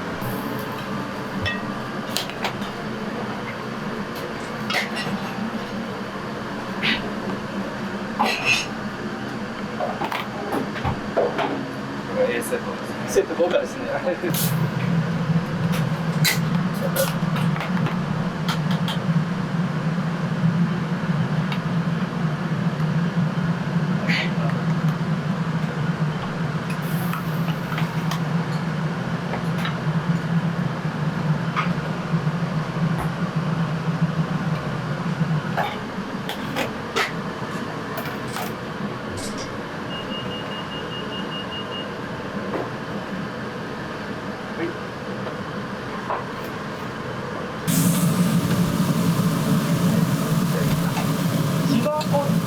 料理っていうのは一発？そうですね。まあ名物で一発でやらせてもらってるんですけど、やっぱりリピーターも多いので一発が一番出たりします。あとはやっぱりA、B、C、やっぱりどうしてもリーズナブルなんで、まあただでもリーズナブルやったらちょっと内容が劣ってるかとかそうなんじゃなくて、むしろいいぐらい。むしろそれを看板にお得ですよ。この値段でこんだけやってるないでっていう宣伝効果も兼ねて。赤字ギリギリの覚悟でやってます。じゃあ何年かやられてきて、味っていうのは変わってるんですか？味はやっぱり少しずつ改良してよくしてる。最初にステーキ屋さんから始まったんです。もう洋食もやっぱりその元町っていうなんていうんですか、その層も見て、何を求められてるのかっていうのを洋食を始め出して、もう洋食を始めてからあんまり味は変わってないです。最初に味を完成させて、これならいけるっていう。ここの厨房だとやっぱりお客さんが見えるというか、食べてる姿が見えるじゃないですか。やっぱりどういう時食べた瞬間笑顔になったりとかしてるんですよ。そういうのを見るとやっぱり作ってよかったなっていうのがそれいいです。玉ねぎのスライスにオニオンソース、これも自家製で醤油とみりんのベースにして。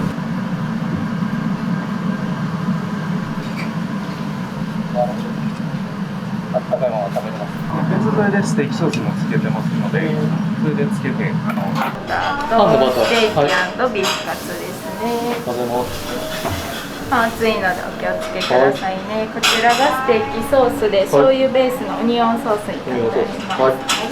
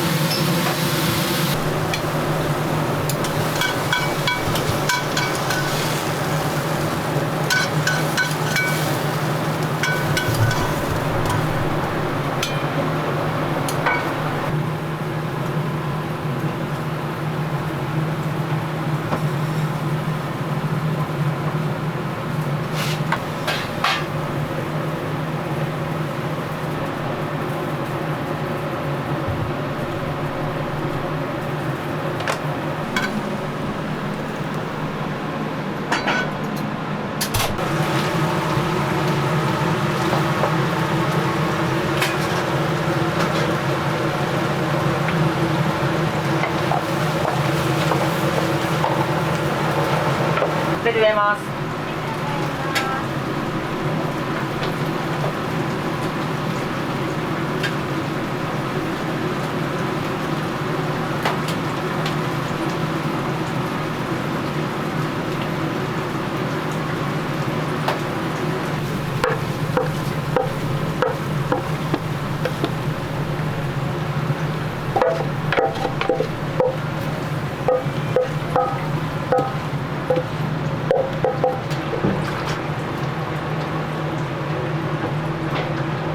キッチン2人、ボール2人の真ん中が1人。お待たせる。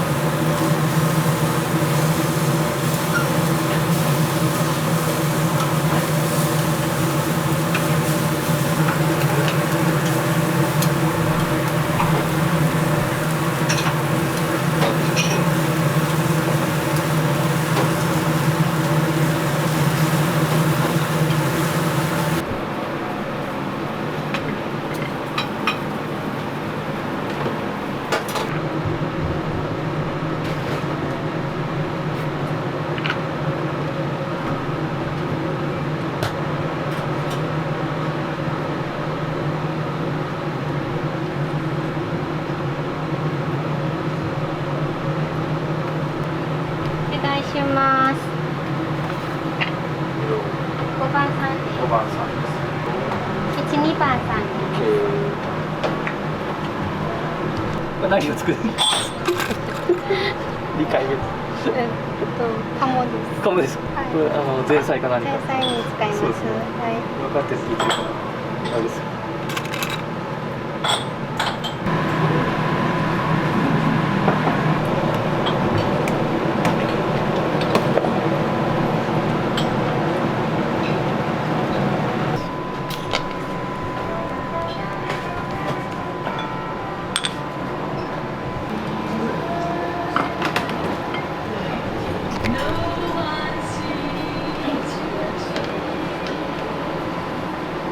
ステーキはやっぱりこだわりとかはそうですね、一応赤身のお肉を使用してまして、グリルの上に焼いて、余分な油を取って赤身のお肉でさっぱりとして、とした、食べ応えにしてますかね。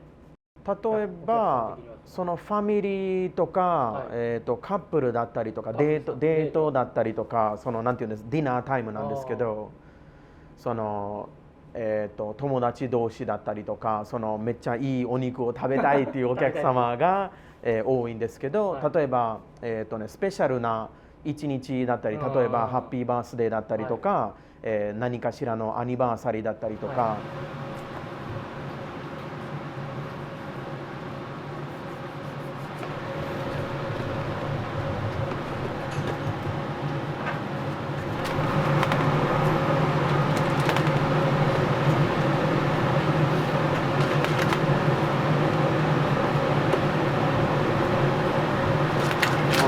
綺麗にはまって気持ちいいですね。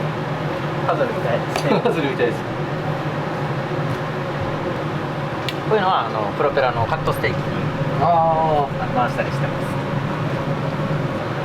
こういった油は、牛脂を作るものになります。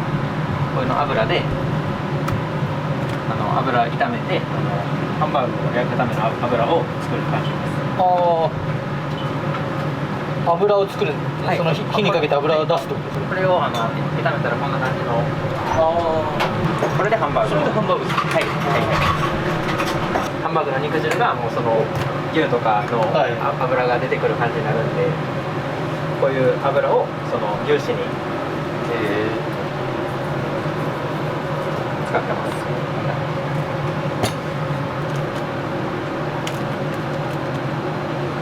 これで最後こんな感じです。気持ちいい。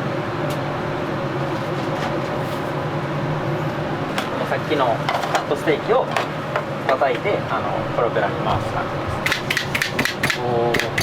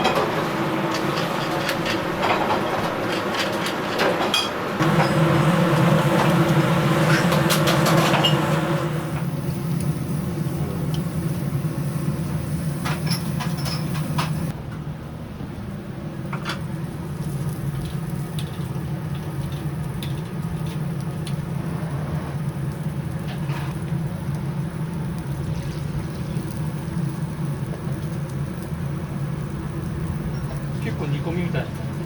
そうですね。これデミグラスソースで煮込むみたいな。これはオニオンソース。オニオンソースで煮込む。醤油ベースのオニオンソースで。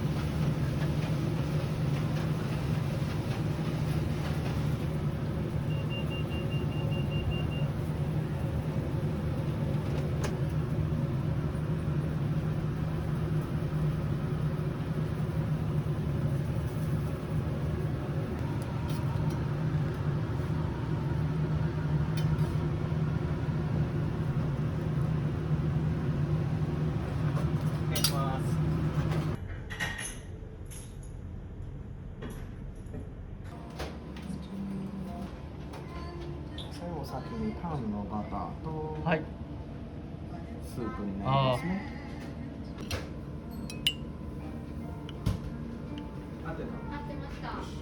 自家製パンですね。おかわりできますのでまた言ってください。いいですね。ありがとうございます。ステーキランチです。ソースなんですが右から、ヒマラヤ産のピンクソルト、オニオンソース、ピーナッツソースです。はい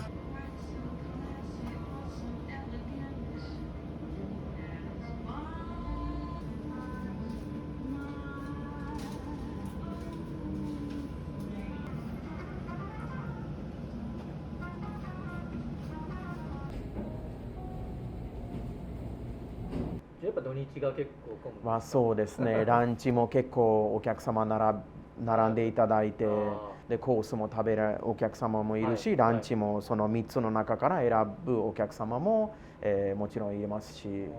そうですね。だから待合室は大きいけど席は限られてるが、そうですそうです。並んじゃいますよね。そうです。でちょっと諦めるお客様も全然いますので、ちょっと並びが長いから、そうです。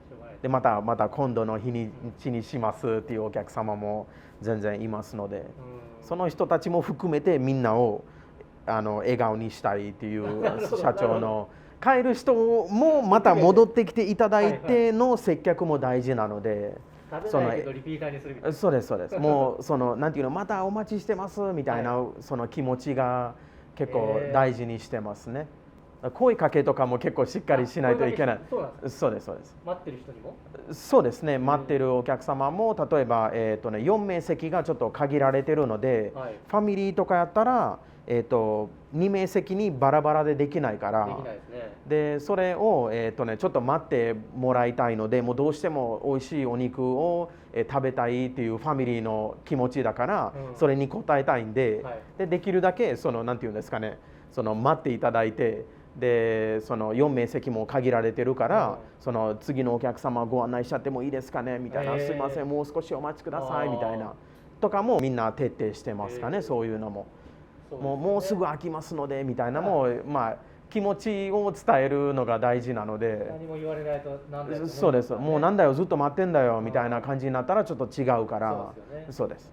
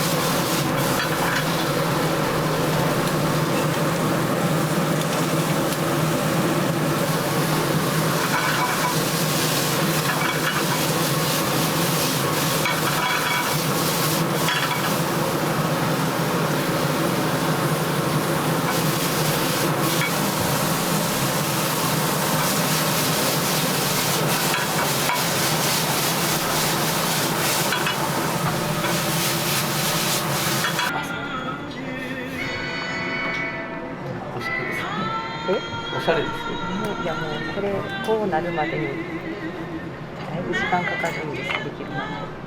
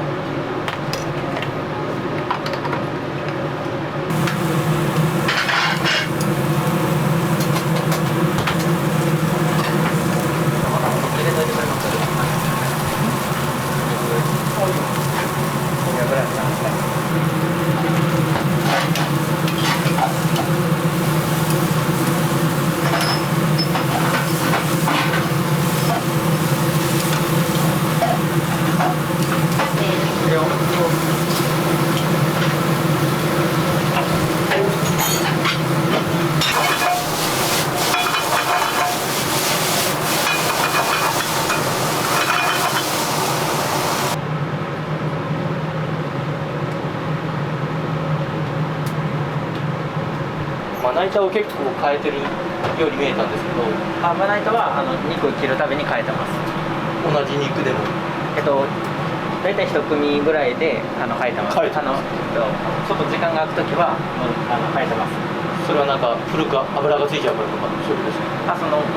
お皿が汚れやすいのもありますし、あと肉の種類によってもちょっと油の変わる。一番の原因は肉が汚れてしまうっていう。お客さんによっても加減が変わるんですよ。人それぞれのミディアムが違うんで、なんで結局感覚ですもんね。はい。持ってるミディアムとかがちゃうかったら帰ってくるんで、どこまで焼いてほしいか聞いてちょっと焼き直ししたりはします。ウェルダンとかでも火が通ってるのがいいのか、完璧にパサパサになるまでいいのかとか結構分かれてくるんで。だから焼きすぎたら戻せないですから。そうですね。だから気持ち一歩手前ぐらい。手前で加減ができるように。はい。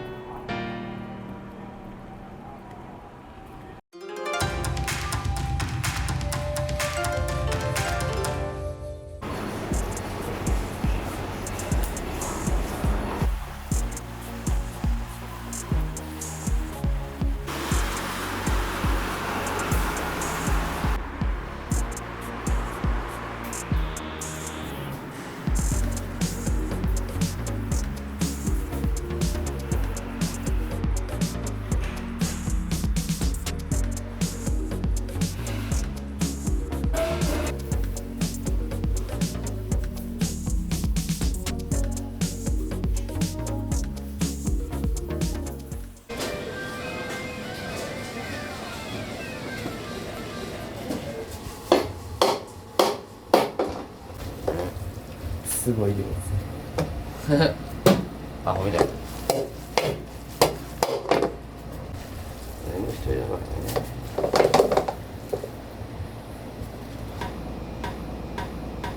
1年半ぐらいだよね。1年半ぐらいです。オープンはね。だからもうこのビル自体本当に増えない。そうですよね。大変ですか？いや、飲食は大変やで。毎日ですね。去年は年3回だけ休んだけどさ、今年めっちゃ休んだろ。逆に？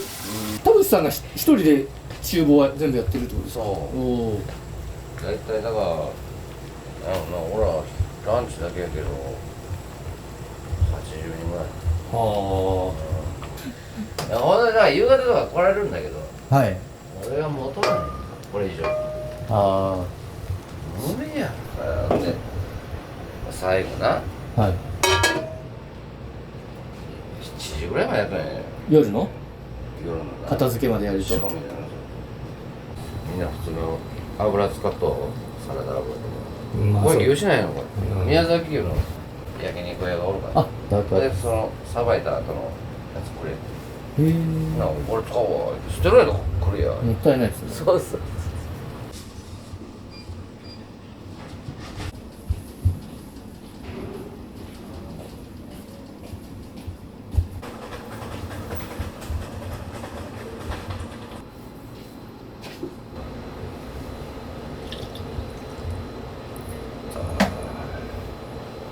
ちょっと聞いてもいいですか？何？田淵さんもともと違うお仕事されてたってことですよね。支部者おった。おお、そうなんですか。そうなの。それでこいやいろんな授業したで。あ、そうなんですね。飲食結構多かった。まあ飲食で言うと最初バーとかあさ、あ。はいはいはいはい。ちょっと悪い光言えないやつ。景。やけど全部なくなったな。大失敗してもいろんなことしとった。昔から神戸とかですか？大阪とかですか？いや甘ないよ。甘ですか？甘いの分かる？尼崎、はい。なんで洋食にみたいな。もともとあれやな。料理が好きだった。好きっていうか喫茶店が好きやな。いい。俺はだから結果もう10年後には喫茶店やりたくて。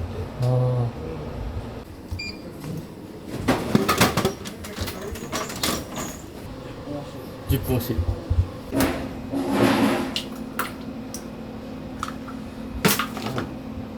バンバンやってますねみんな。絶対殻入るわ。俺も大嫌いね。昔やっとったけどな、見栄えでカーンカーンってやっとったけど絶対入るから大体ほんまにスタッフにまたはい値段が高騰してますよね。そうですね、高騰しますね。今いろんな商品がさっき見てたんですけど、なんかコーヒーとかくれるじゃないですか。ああ、そうなんですよ。これすごいですね。もうありがたいです。もう助かってます。マークかなんかですか？そうそう、ミンチな。ミンチ。もう分かるやろ。2種類入れてるんですか？まあ一応よくある64のさ豚と。64の豚？そうそう、64は64。それの2種類を使ってる。油が多いってことは赤身のところ。あ、オッケー。オッケー。はいはい。牛が6。そうそうそう。6ですね。そう。豚が4。そう、大体そうだね。意外な。だから何を他のだからほまし先生がどういうやり方とかあんま分かんないけどね。まあ、ほぼほぼもう全部一人でやるね。そうそう。だからうちはもうだから俺あんまりこねへんねん。粗めの方が好きなの。そうそう。肉肉しくなるねん。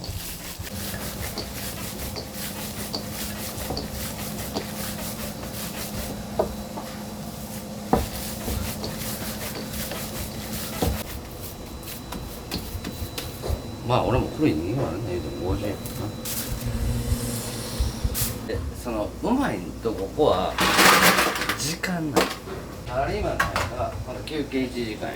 はい。ほんなら来て多いなーって言って並んでくれるのが早いからや。大体15分ぐらいでバーンって開くから、ほんなら飯食うで15分でもまたコーヒー飲みに行ける。サービスしてください。すいません。なんでもいい。みんな楽しくな。楽しく飯食う。大変思うでよ、これ。ほんまに飲食って。だからこの油くれる人な。この焼肉屋の神戸牛ばっかりしか使わんとかやねんけど、ちょっと見たら。言うと、わしらなんでこんな仕事しないのな。そんなことない。もっと楽で儲かる仕事ないんかな。結構私の動画ってこう飲食店で働いてる人とか、自分でお店やりたい人とかも見てて、ああなるほどな。なんかこうやめた方がええって言うやめた方がいいまあしんどいペースはみんな言いますね。せやろ今はね言うやろ。人を雇わへんからさ、なんぼでも安できるよ。人雇ったら高ならなしゃあない値段。俺がやったら安なるんやろ。そうですね。洋食なんか800円足しとるのおらへんで。ないそやろ。手作りでさ800円って言ってせやろ。プラス消費税とか入れる。高っギリギリやでそんなもん人なんか雇えるかやんか他に朝からな。大丈夫じゃないねんけど、まあ皆さん来てくれるから大丈夫なんとか。まあその仕事もそうやろねと思いながらこうやって一人でこんな仕込んでとく大体何グラムぐらいなんですか。120 120うん120以上や。120絶対アンダーは出さない。1ぐらいお客さん嫌やんか1グラムでも大体分からへんねんけど絶対分からへんねんけどあかんねん。あかん60グラムでやっとんねんけど、はい、もう今ほぼほぼ70ぐらいになってる。ああお肉のだんだん大きくなってくるの。ええようにしようええようにしようみたいな。ああそういうことですね。そう大変一個も思わない。一個も思わない。だからあなたの YouTube の題名が俺もう一番嫌やってる。儲かる以上で儲からへんからね。まあ意味合いはな分かんねんけど、儲かってほしいなみたいな。ああだからそれがな伝わらへんねんあ伝わってないですね。こういう人ら儲けてるんだってみんな思ってます。儲かってないですよね。大変や。儲かるんやったらこんな朝から働いてね。せやろ。ほんで一人でやるから人件費もいらんし、だから朝から晩までやってけど営業時間4時間や。ねそうやねん。営業時間4時間やのに前後4時間働いてるの。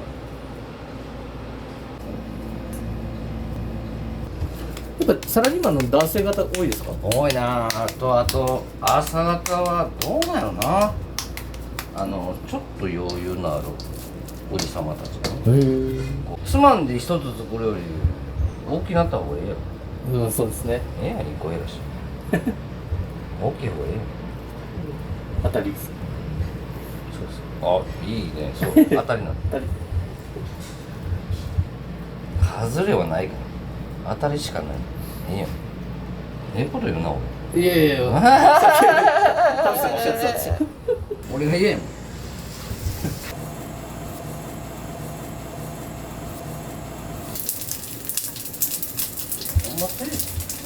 もうこれがええんか悪いんか分からへん。悪くはないやろな。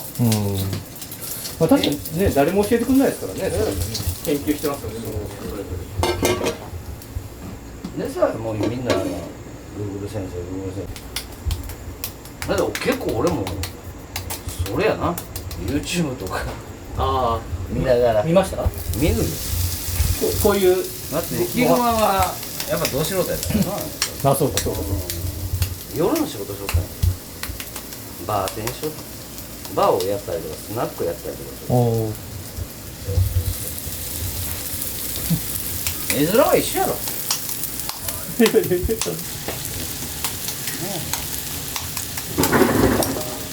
からやっぱなちゃんとこういやほんまにでもちゃんと手入れしたら一緒なの。焼きとったらまあまあだって1年間全然まだ変えてないの。あそうなんですね。素晴らしい。これはパートさんとかバイトさんはね。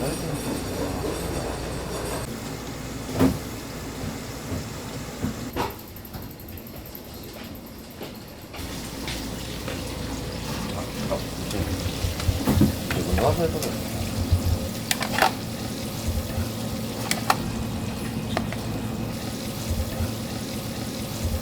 うまいこと言った。プロでも言うと思う。みんないろんなことせながら。見てらんないです。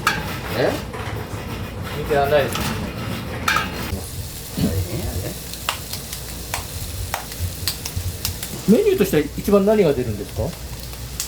やっぱ ABC やな。 ABC ですか。A とか B とか迷うんですけど、エビも食べたいな。でエビは多分食べたらと思うと思う。使わへんわかんないこの値段ではやっぱりだからその辺がなそういう話しとったら面白いの意外と面倒くさいなーいうおっさんおんねんけどな結構見た目な見た目な喋るやつは結構喋るなまあそんなもんや大体な一生懸命やってること聞いてほしいですよね。そうだから飯もさうち250円普通は休まないじゃあアルバイトとして書いてきます。書いといてもう大変やで時給1000円でだいたい9時ぐらいから9時半からでも3時半3時半そんなもん平日ですよね。そうそう言うといて言うときます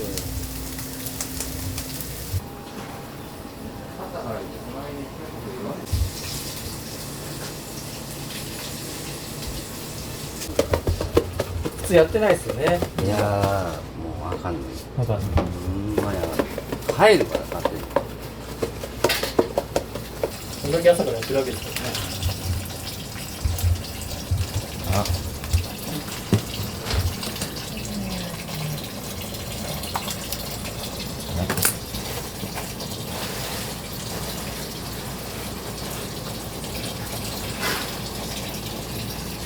なんでこんな押すんでよう言われるのかな衣が剥がれるの軽くやると前のお店でもそういうことやったわけですよね。そうだから理にかなってるというか。そういうことだね、切った時に衣がパカーンって剥がれるあんま用ないなそう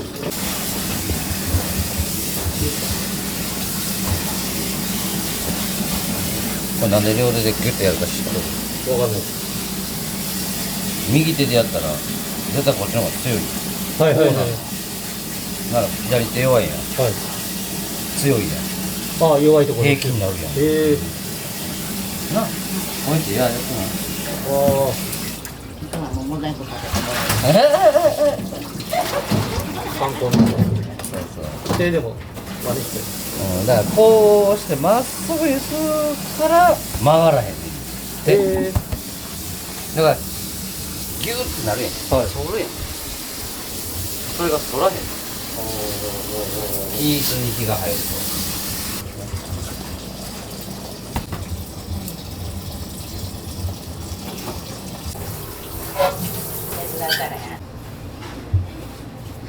でもやっぱみんなパン粉多めにしようやろな絶対少なかったら使えほんまに使えこれは積んでもいいんだけど剣立ちっていうか衣がなベタッとなってまうそうなんだよ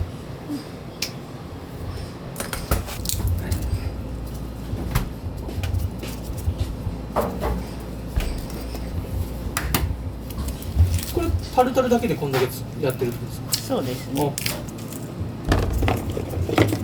ちも煽られてる。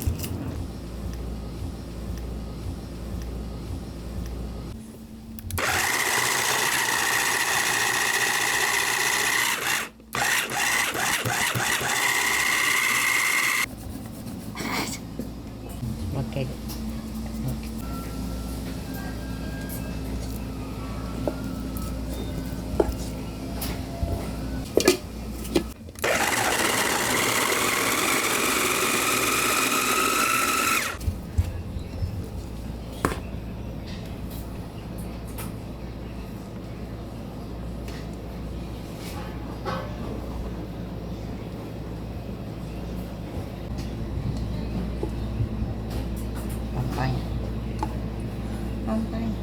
やばい入りきらない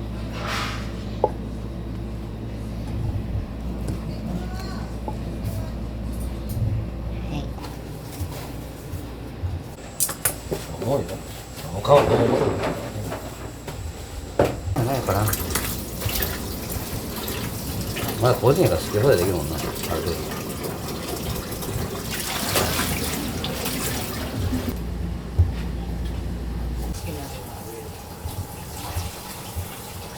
あるよな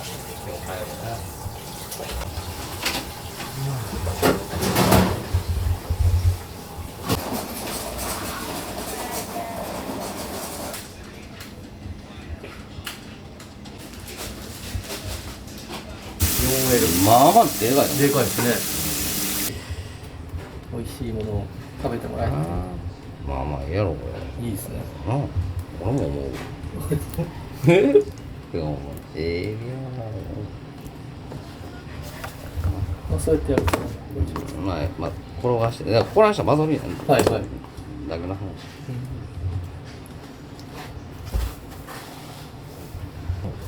誰も思わねえ。価値あるわ思ったよな。よう出るで。100本以上出る。それは価値あるわ。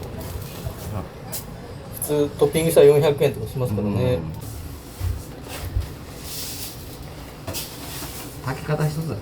あるしね。そうですね。大きい釜でね、そうそう。炊いたら美味しくなります。やっぱガスっていうのはあるんだよね。炊いたりとかね。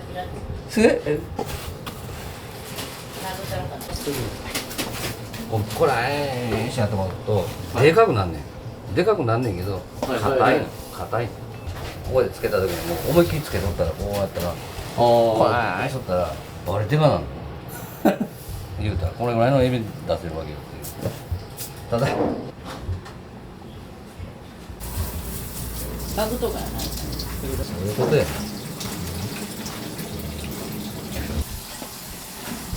そうやった。はい。じゃあ、いつもどおりだ。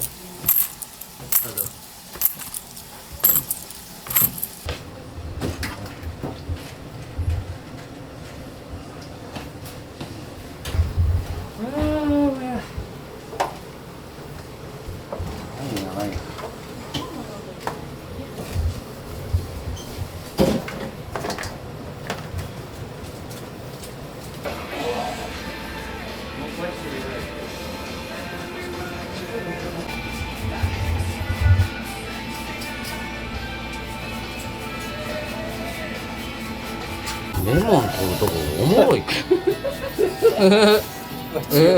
一応な。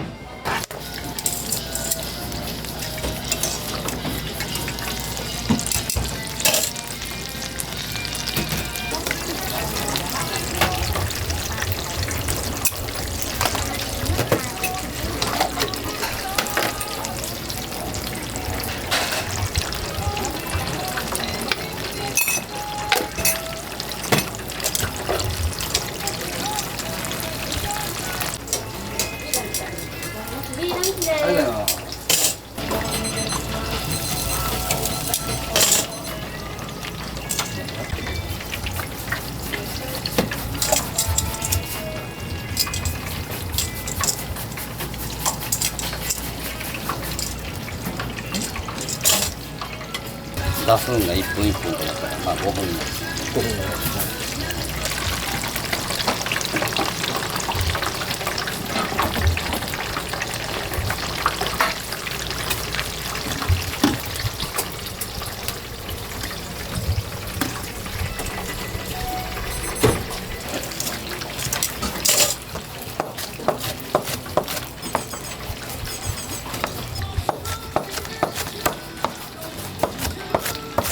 チキン。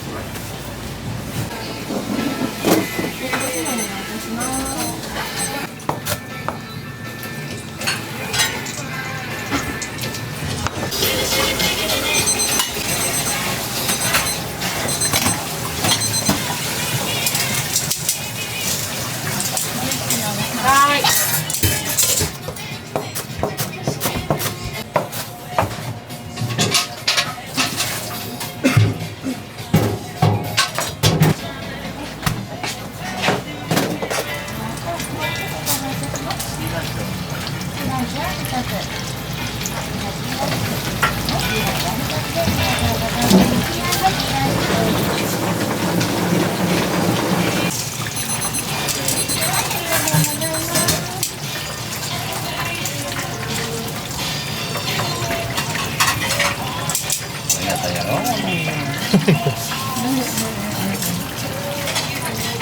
そうかそうか、お互いいいですよね。はい。あ、つまりなしで言われる。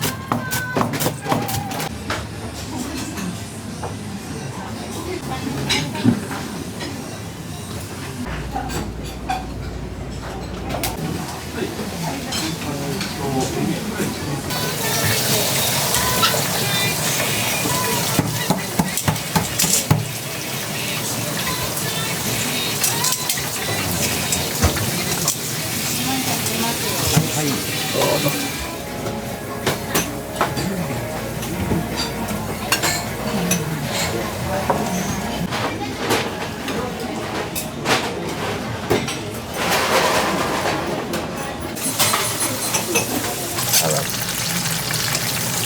最初何やったっけ？あ、そう。いいのはすごい。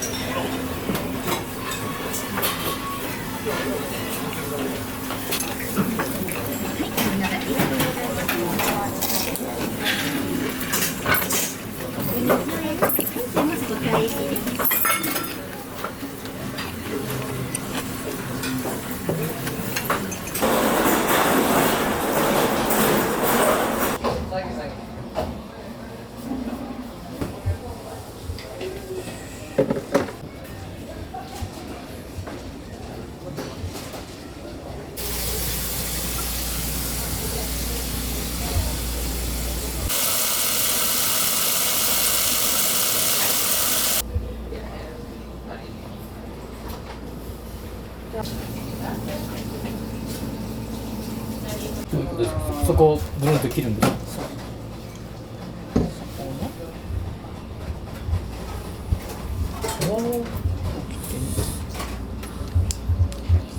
そういう切り方があるんですか？ YouTube で見た。あ、YouTube で見た。あ、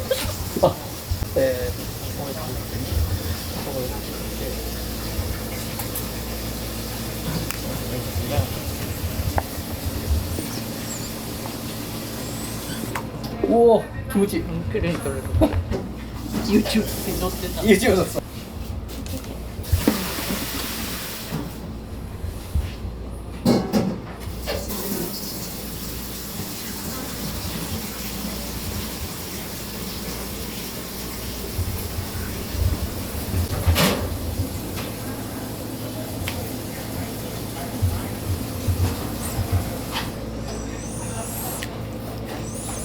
気持ちいい。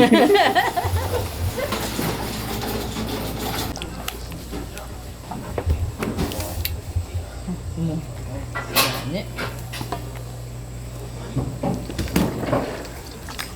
半分ずつ作る。最後まとめて混ぜ混ぜだけど下の方まで手が届かない。あ、おいしい。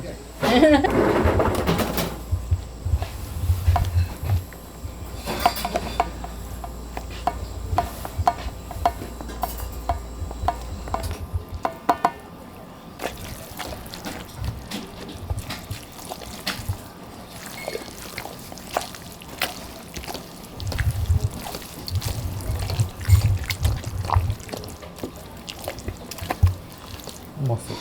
AMSR みたいな、はい、言われてますよね。ピクルスですか。玉ねぎ。玉ねぎはさっき入れたから、これピクルス。ピクルス。はい。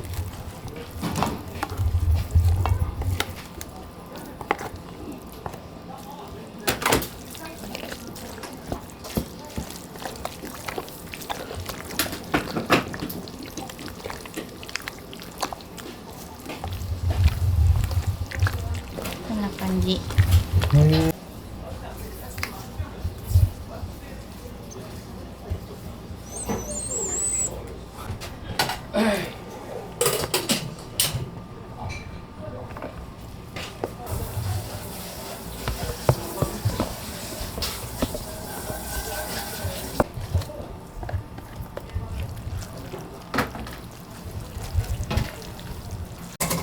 あんまり混ぜ混ぜともうこぼれそうです。これね、パンパンパン完成。ここに来る人だほんま結構味と値段にはうるさい。だからそれに応えと思うから来てくれたんやろうなと思ってるな。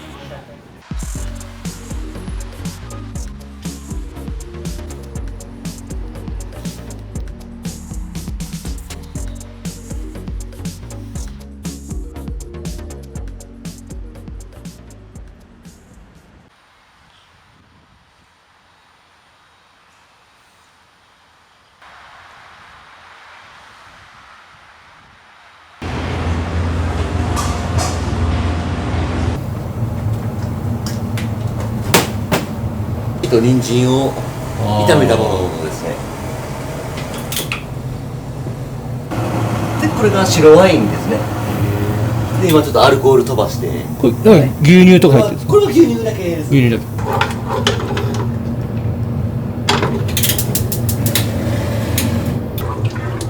地味というかね。そうなんですよ。焦げないように焦げないように混ぜるだけなんで。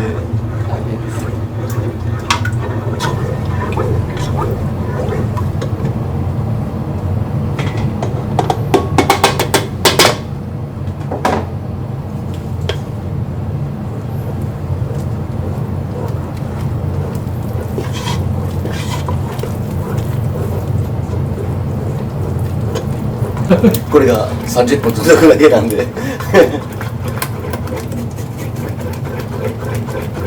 今これベシャメルをまず作って、ね、いろんな用途に使う店やったらそのままベースで置いといてで濃度によってマカロニだったりシチューだったり変えていくんですけど、うちはもうこのベシャメル使うのはこのコロッケしかないんでパッとでもう一気にもう100人前作るんで。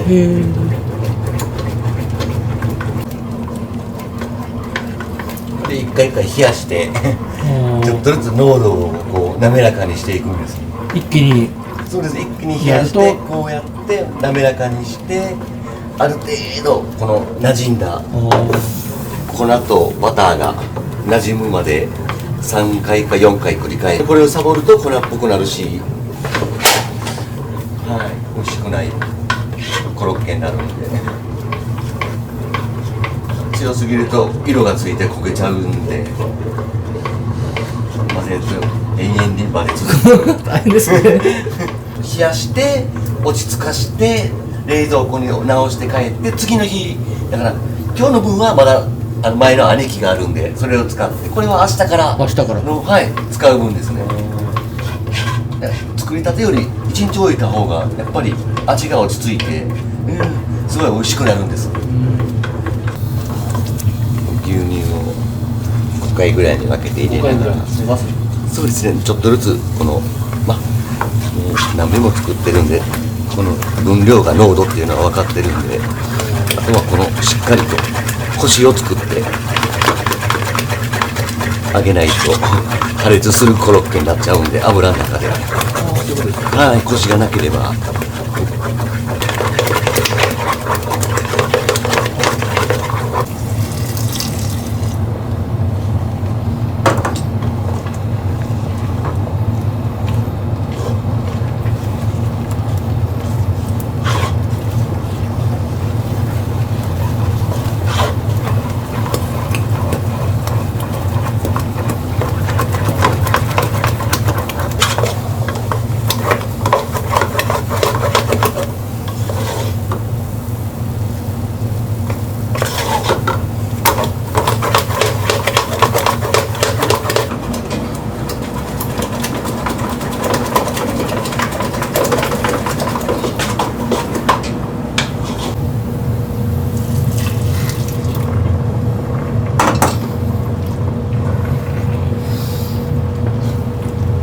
教わった師匠からはもう当たり前やと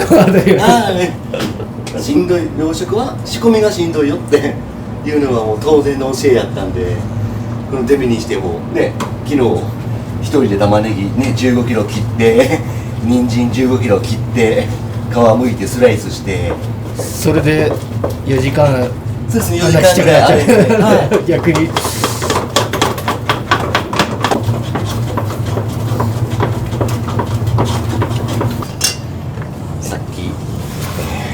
アルコール飛ばした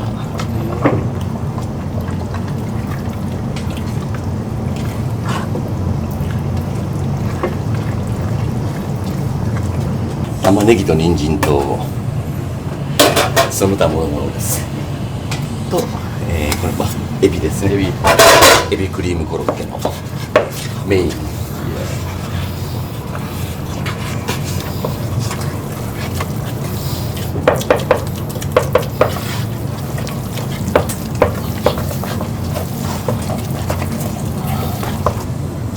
塩入れるだけで以上です。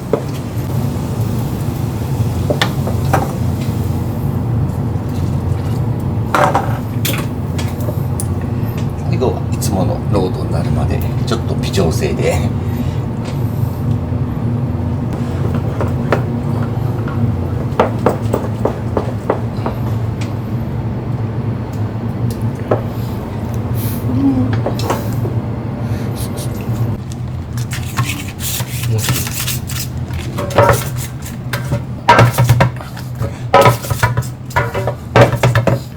全部逆になっちゃうんですよね、最後。であとは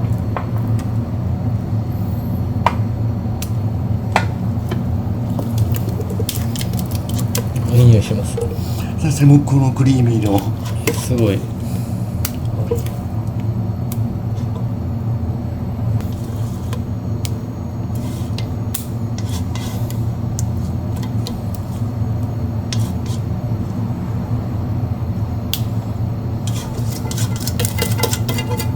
乾燥防止で表面にそうですね、膜をバターの膜をこの熱がある間にやって、じゃあ冷蔵庫に直しててもまあラップはしますけど乾燥しない。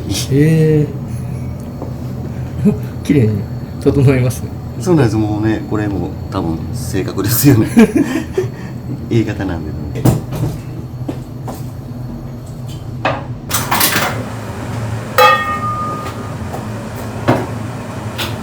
でこれが15キロの玉ねぎと人参が、3キロと玉ねぎニンニク500。そうなんです。これで昨日4時間ぐらい炒めてここまでこ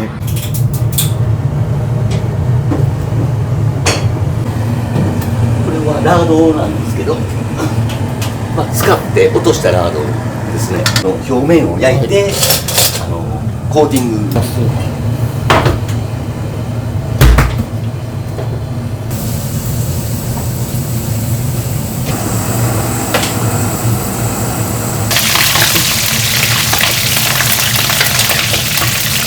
順番に両面を焼いていく感じ。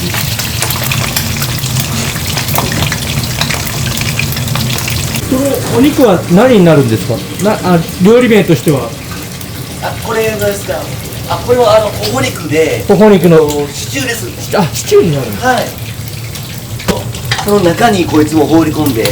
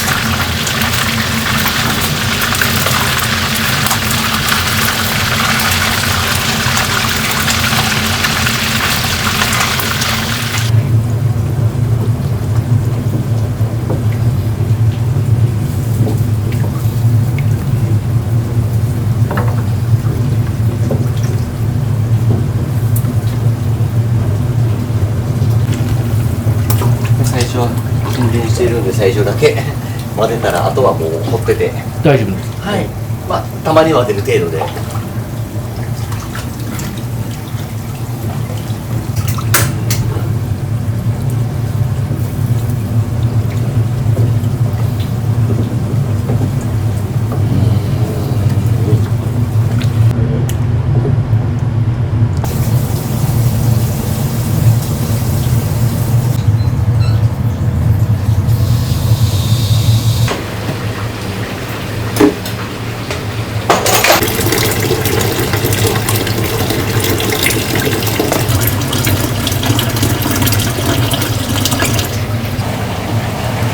これでシュートデミ、これでちょっと伸ばして、でいつもの濃度のこのデミになるんですよ。作りたてが浅いんで、毎回同じものを出せるように半分になったら足して濃度を均等にして、できる限り毎回同じ味に近づけるように。赤ワイン入れて、そうなんです。赤を入れてちょっと。もう測ってないんで感覚ですけどデミはもう沸騰したら完成でシチューはちょっとワイン入れたばっかりなんでアルコールを飛ばして、甘みだけワインを残すように。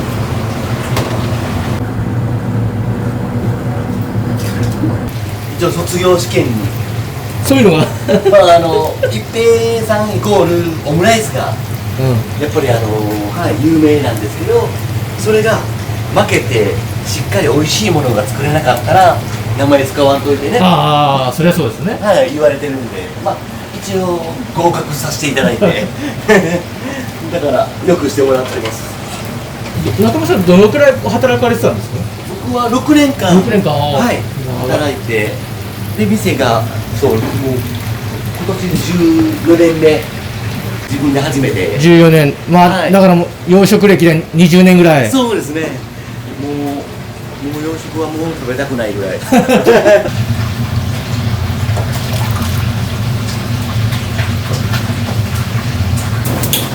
あとは沸騰してから弱火でさっき言ったように、50分ぐらい。50分ぐらい。こっちはデミなんで、デミグラスはそうです。沸騰したら完成で。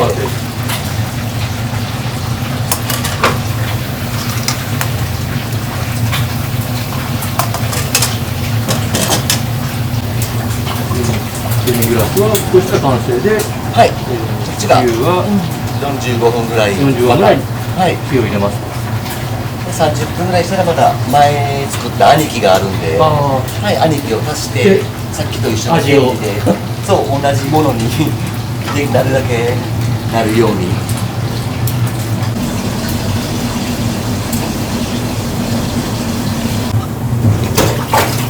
ちょいでこんなもんで完成です。デミグラス大変なんですね。そうですね、やっぱりでもこれが一番ね、店の何がみんな違いが出るかって言ったら多分これが店によって違いが出るんで、はい、ここだけはねこだわっていきたいところで。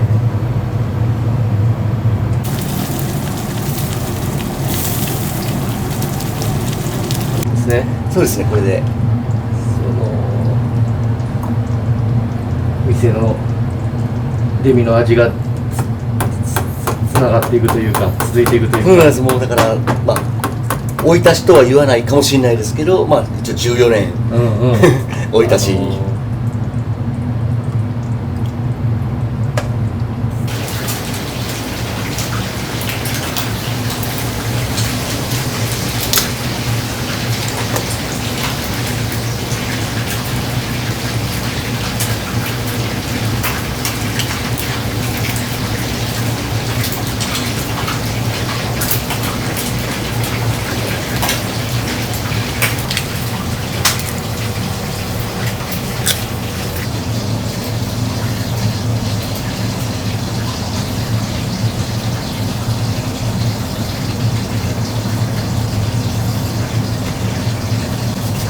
塩振ってで20分ぐらい。あ、20分。はい、結構いって片栗粉です。塩で浮いた汚れをこの片栗粉に付着させて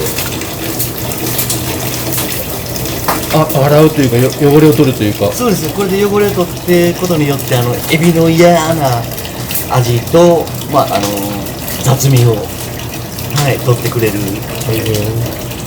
まあでもこのエビはもともといいやつだからいいエビなんでまあ養殖は養殖なんですけど海水養殖っていうなんかいろんな種類があるんですけど、海水でなんか牡蠣の養殖となんかすっごい沼みたいなところで作ってる養殖と2種類あって、これは海水でやってるから要は少ないですかね。泥臭い味がしない。はい、えぐみが、そうですね、えぐみが。水でちょっと洗い流す。はい。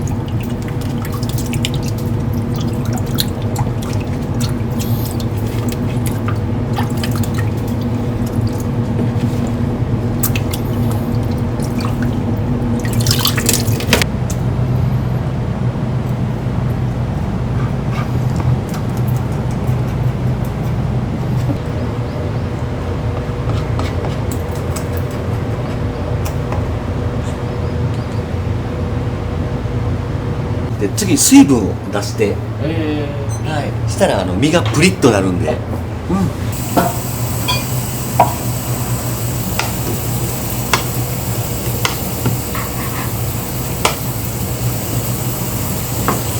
炒めた玉ねぎはこんな風になるんですね。そうですね。これで2キロぐらいあって、2キロぐらいあったんですで、1キロに対してちょっと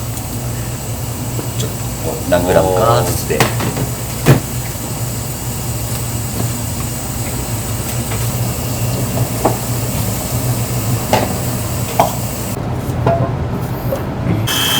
そんなにこだわるあれとかはないんですけど、あれごめん。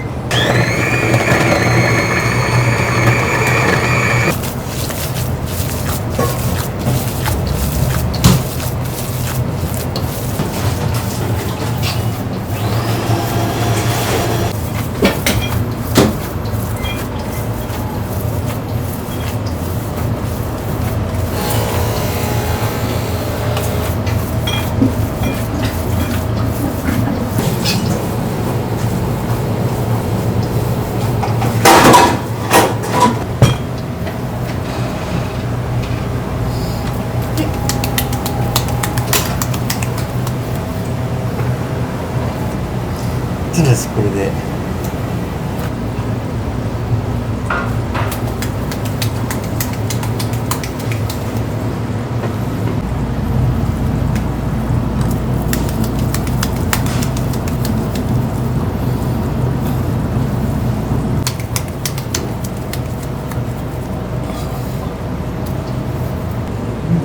としては何が人気ですかね。オムライスハンバーグ。オムライスハンバーグが、はい、もう並列はでもほとんどランチかな。なんかいろんな組み合わせのセットがやっぱはいあるんで魅力的ですよね。ハンバーグと何かがついてるセットっていうのがやっぱり、多いね。何のあれもなく。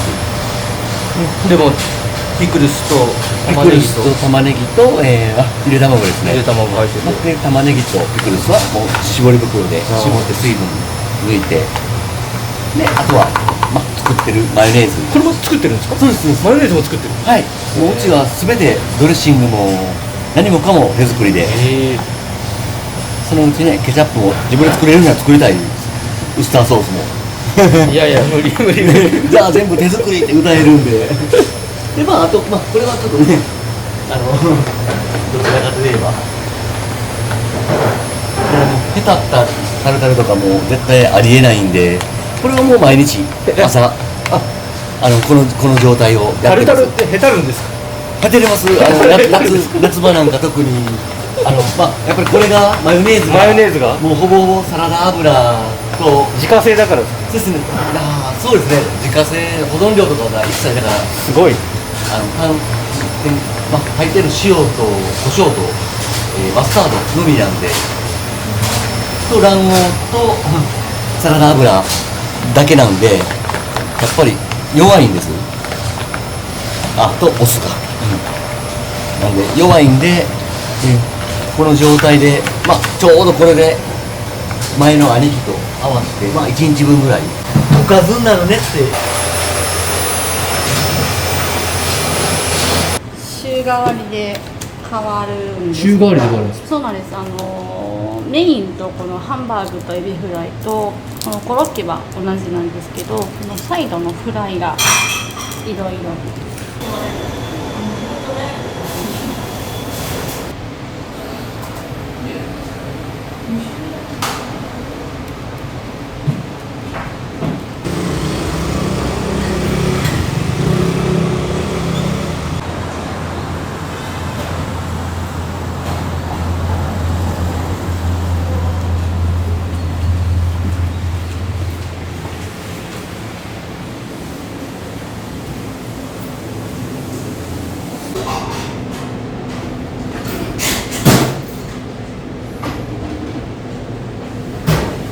そんなあれですけど、結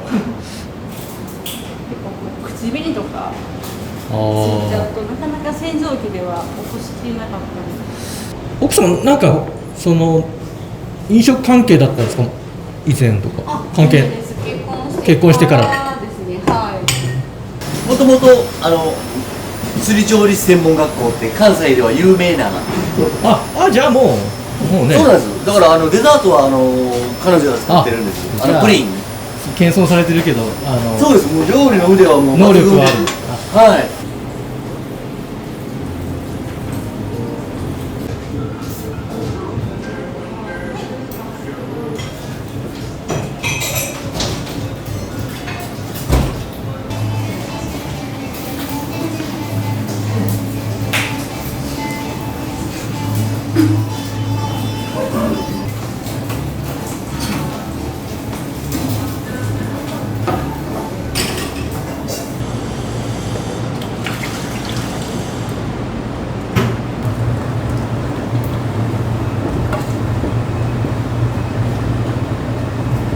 が一人でも気軽に入れるようなお店を作るっていうのが一応この店のコンセプトで、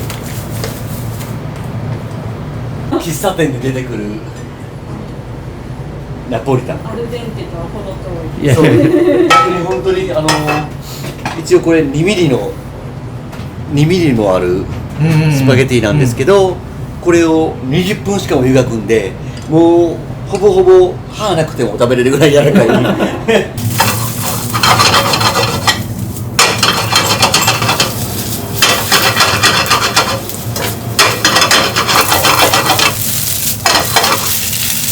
ケチャップなんですけど、ケチャップじゃないんです。ケチャップじゃないんですちょっとこれは工夫したケチャップなんです。ちょっとはい。そうなんです。味が入ってます。そうですね。さらに美味しくするケチャップなんです。あ、オムライスもそれなんですね。そうです。5年ぐらい前からヴィッセルの選手がよく食べに来てくれて、こういうのがありますもんね。そうだな、来た時に気づかんかったら失礼になるんで。そうなんですよ。だから主力メンバーは分かるんですけど、ちょっとサブだったり新加入の人ってやっぱちょっとまだ身長まで書いてある。奥さんはどなたのファンとか推しとかあるんですか？菊池流穂選手が好きなんです。はい。そこにサインがある人が菊池龍がね、87センチやから大きいねんなって。ああ、じゃあもうすぐ分かるんですね。そうなんです。入ってきたら普通の人じゃないなって。で上に人参のフライが乗る感じ。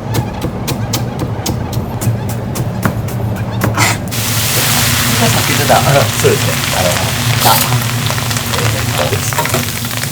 っていうかこういうのがっていうね、普通だったらちょっとね、切ったり作ったりするようなもの、ちょっと乗せるだけの店も多いですけど。そうです。もうなんかね、この手間だけでなんかこの安っぽい人参が、こうやったらちょっとねおしゃれに見えるんで、やろうかっていうことで始めたら、意外に反応が良かった。何これって。そうで、これでこうやって。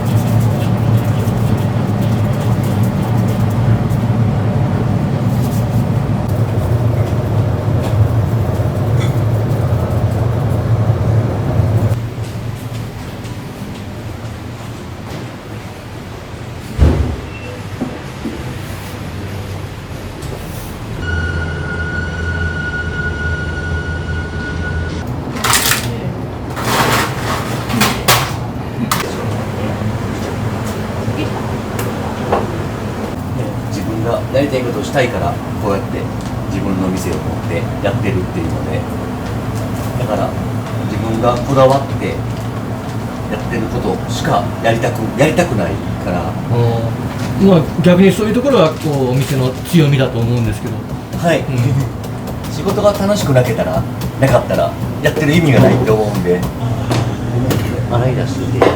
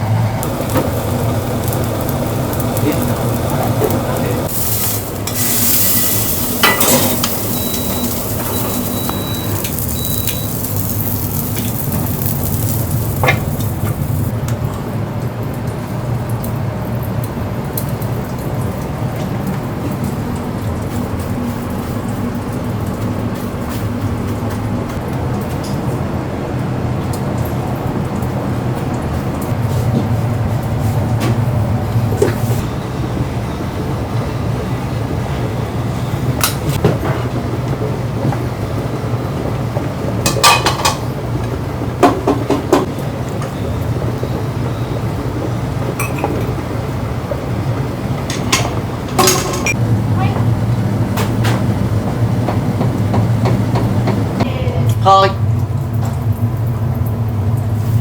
B がライスないでお願いします。はい。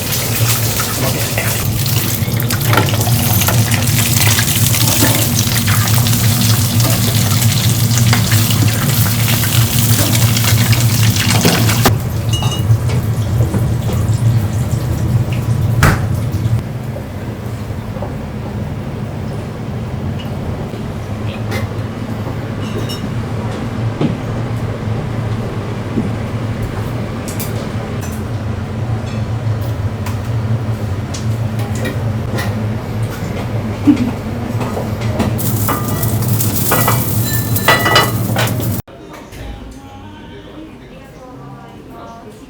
らっしゃいませ。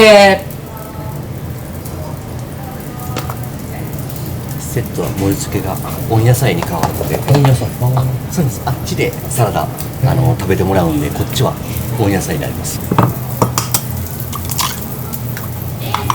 はい。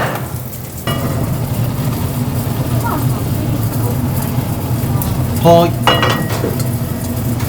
お、やった。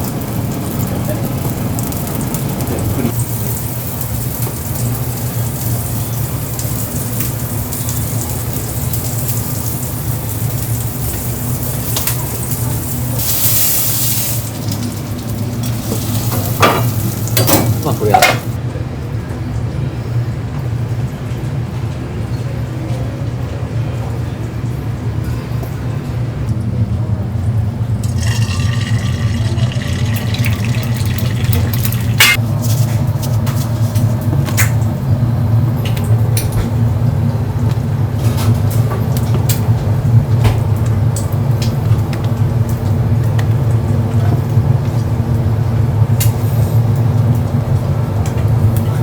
S サイズ、S セットはコロッケのサイズもちょっと大きいです。大きいんですか。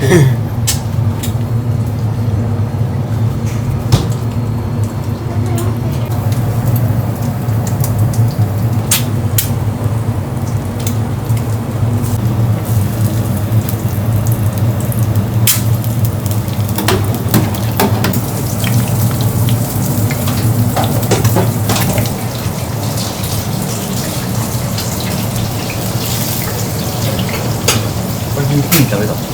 今5番。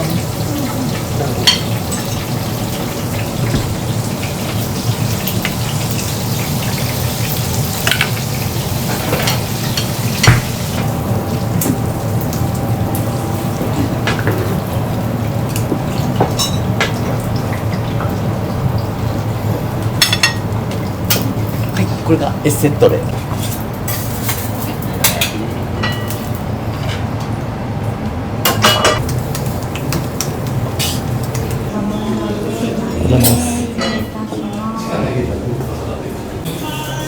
サラダもすぐお持ちさせていただきます。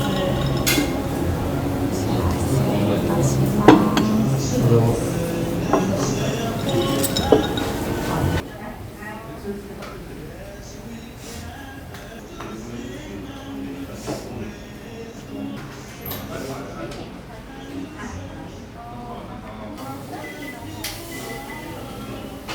ありがとうございます。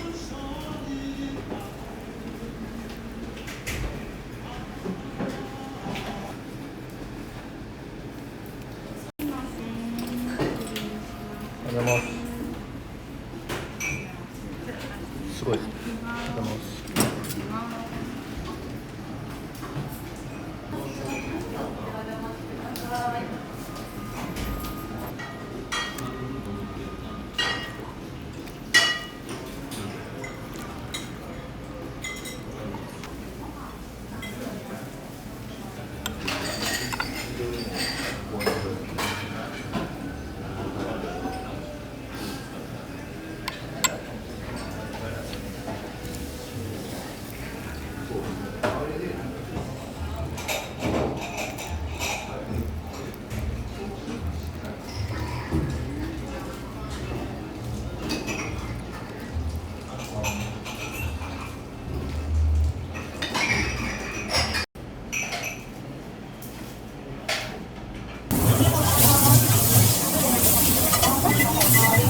ありがとうございます。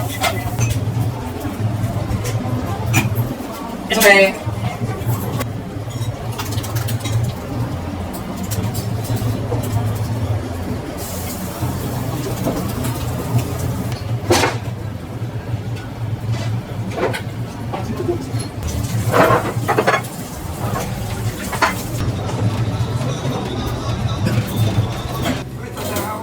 どうもすみません。いつもありがとうございます。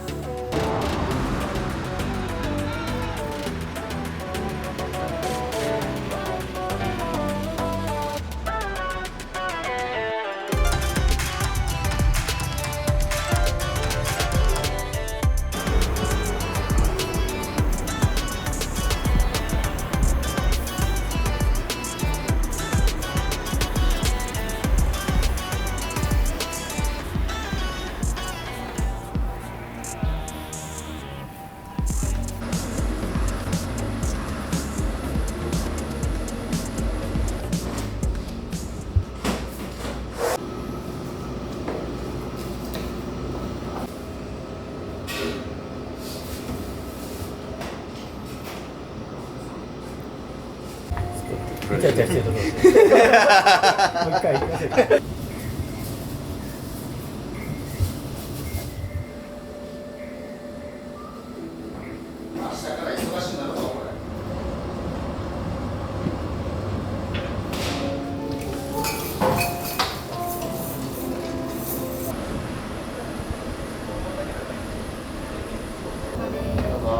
いらっしゃいませ。これ洗うんが大変やからここ口を長めに取ってますよ。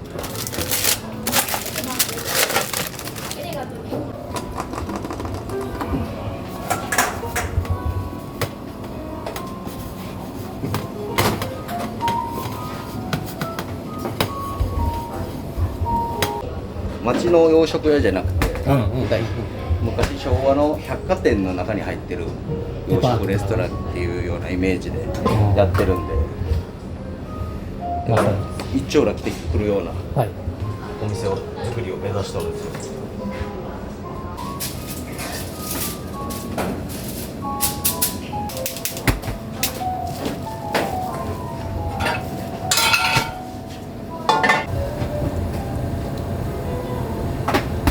じゃあ寒いと思うから多分閉めたっていいよ。30個で作るやつで、1日平均で30個ぐらいかな。30個ぐらいかな。お店によってはですね、本当に全部作ってるのあったりする。ああ、そうですね。できるだけまあうちも保温器使うんですけど、どうしても多めに作ってしまうとなんていうんですか。お米が全部味吸ってしまって、艶がなくなってくるんですよ、どんどん。それがね、ちょっと。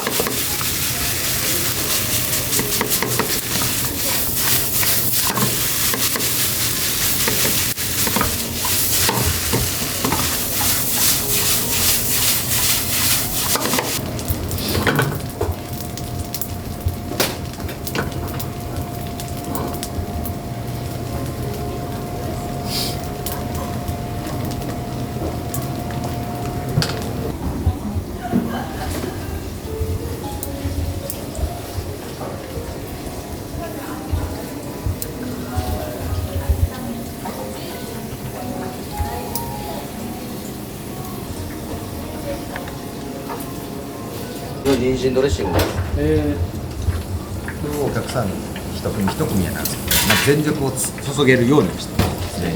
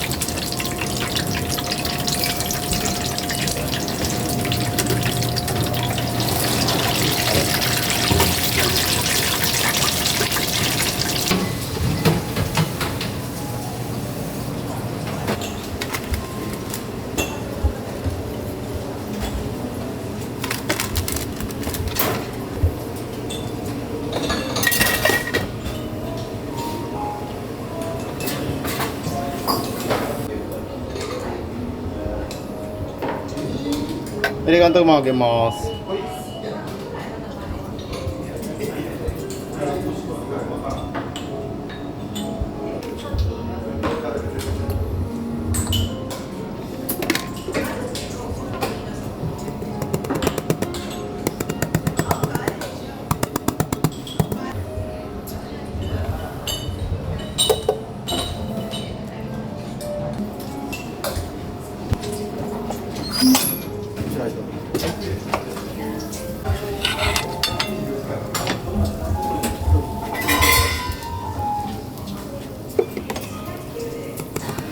一番初めに作った料理なんですよ、はい、自分の中で、はい、まあ、中学校1年生とか小学校ぐらいで作ったやつなんですけど、はい、あ、そういうことですね。まあ、それと、まあ、伝統的なうちの父親のハンバーグレシピを変えてないやつを、はい、まあ、掛け合わせたのが今のリッチであって、ああ、そうなんですよ。じゃあもう親子の、そうです。これだから僕オムライスが得意料理なんですよ、僕の中で。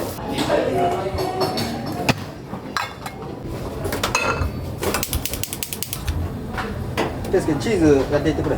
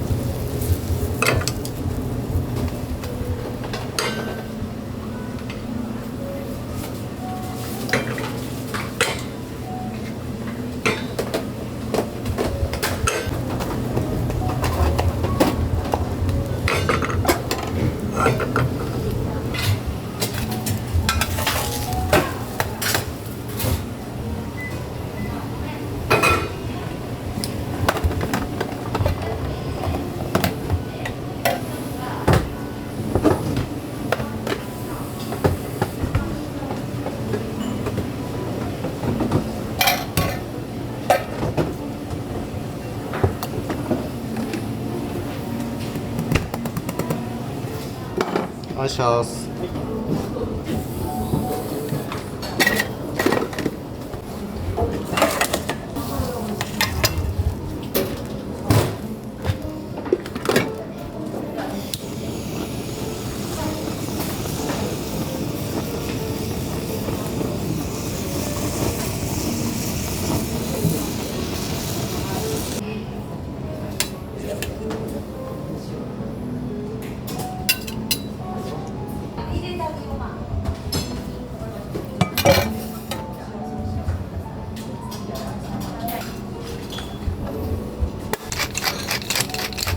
お願いします。ちゃんとアルコールでお皿を拭いてるのもそうですね。しっかりしてると思います。お皿をからし上げて。あ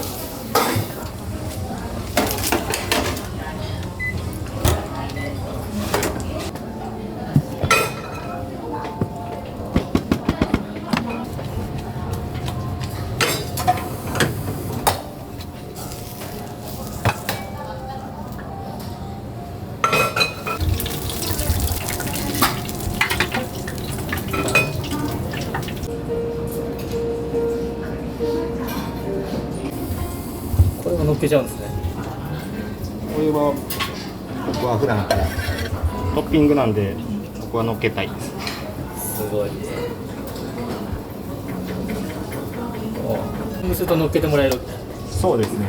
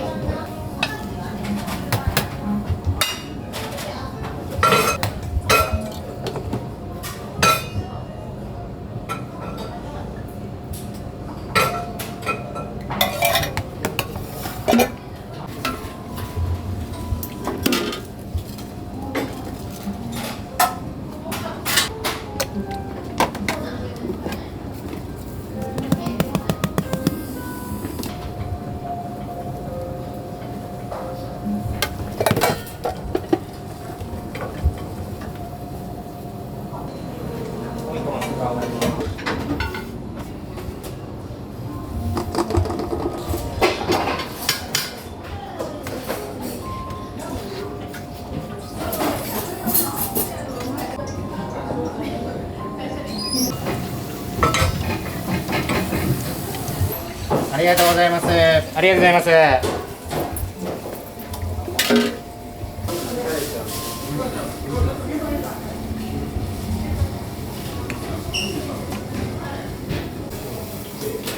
K2 2つ投げます。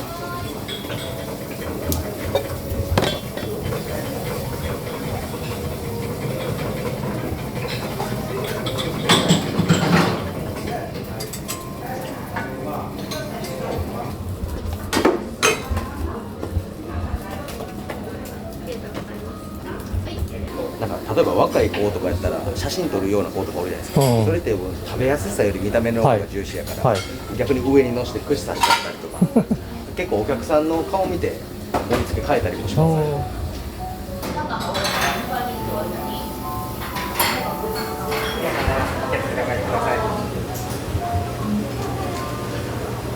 失礼します。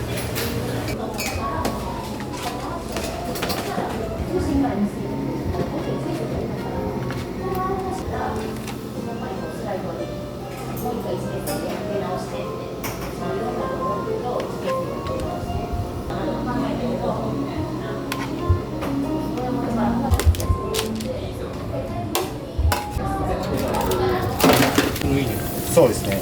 ニンニクと生姜は。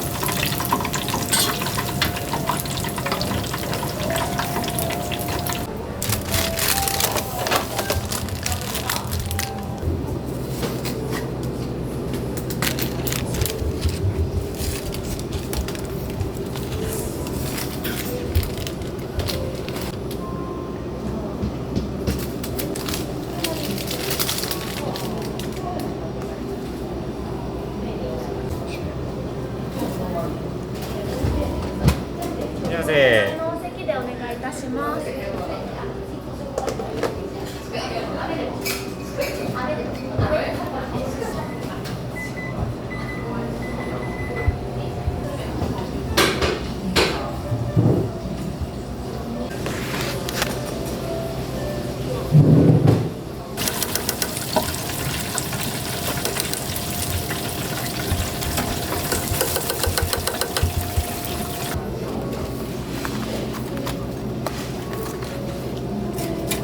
これで1000円なんですよ。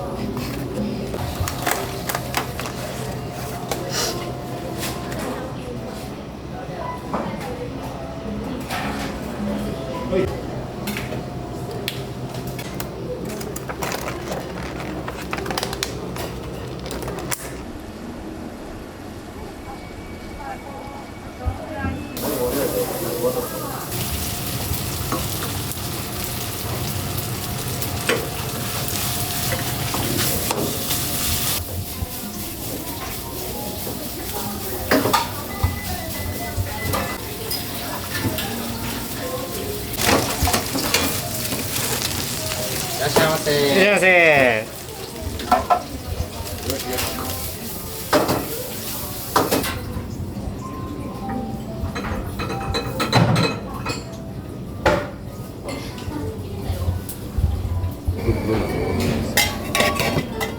いませ。ありがとうございます。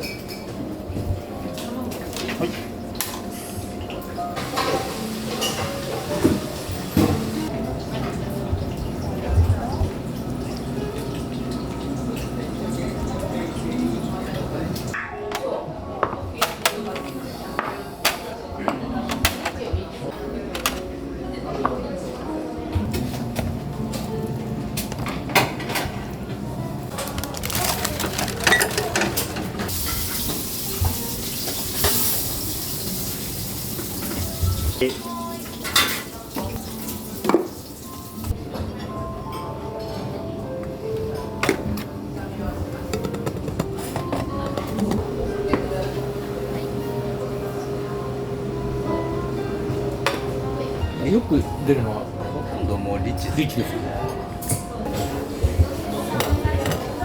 どうもありがとうございます。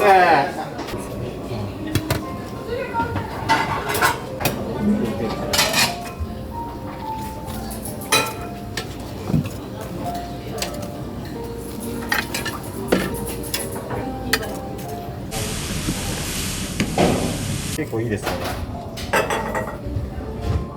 すごいチャッチー。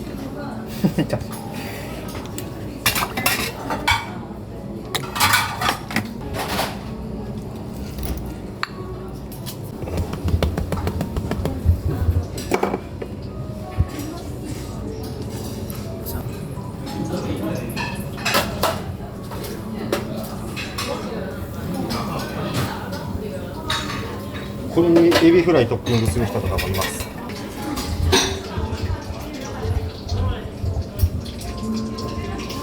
おもろかったですね。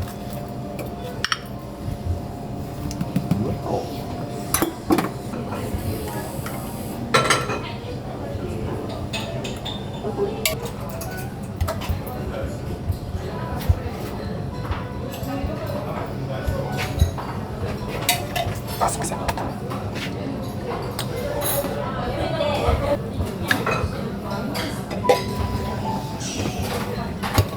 お願いします。ミッチエビ。はい。いい意味でお客さんの期待を裏切りたいと思っております。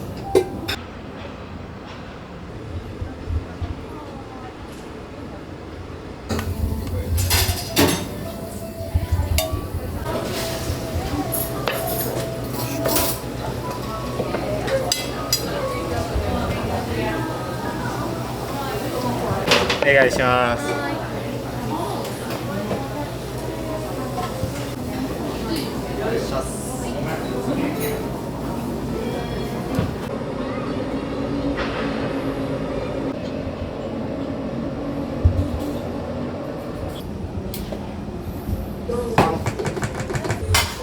ありがとうございます。そうやっぱコロナ期間の時はもうほんまいろんなことしましたね。モーニングやってランチやってディナーやってっていうのを一人でやったりとか。大変。これちょっとできひんなと思って。なんせお客さん初めはほんまに全然来てくれなかったんで、まあ今の光景がありがたいですよね。なるほど。意外とね無理な数字かなって思っとったんですけど、その1億食っていうのが、まあ、だいぶ近づいてきたなっていうのがもうすごい見えてますね。はい、もうちょい。だからお昼間はケースですかね。三茶ごか。ちゃうやろ。なんか言っとった。なんか言っとったっすね。セナ。いや、ちゃう。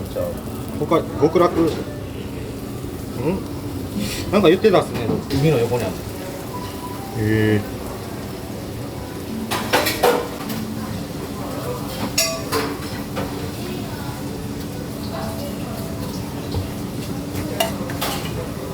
みーちゃんオムライス食べる？ケースにオムライス食べるか？はい。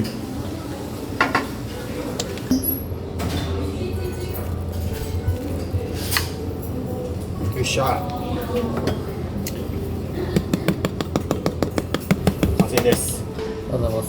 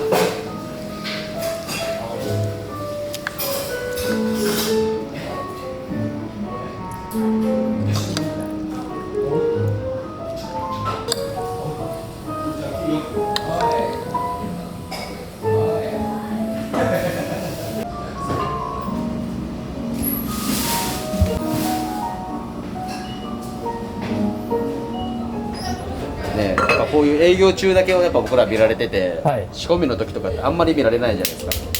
けど1日の大半って仕込みばっかりなんで、まあ、そういうところでもこうお客さんの顔を想像しながら仕込みできる人の方がこう続くんじゃないかなと思いますけどね。美味しいって言ってもらいたいなって。結構シンプルな感情でやってるんで。なるほど。ほんま小学校からずっと僕も夢でこういうレストランとかをやりたいとは思ってましたけど、まあその時とあんまり気持ちは変わってないですよね。料理のいいところって何ていうんですかね、すぐこう評価してもらえるんですよ。なるほど。もう食べたらはいどうぞで美味しかったよですぐこうもらえるんで、まあそういうところが僕の性格に合ってるというか、もう褒められたい一番かっこいい職業だと思ってますもんね。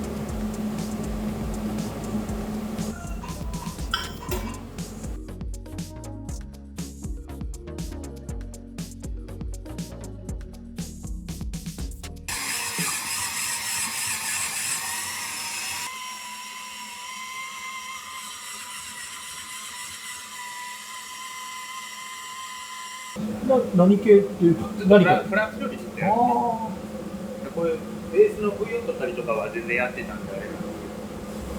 洋食屋さんって何料理なのか難しいですよね。確かに。そうですね。めっちゃ和なとこもあれば。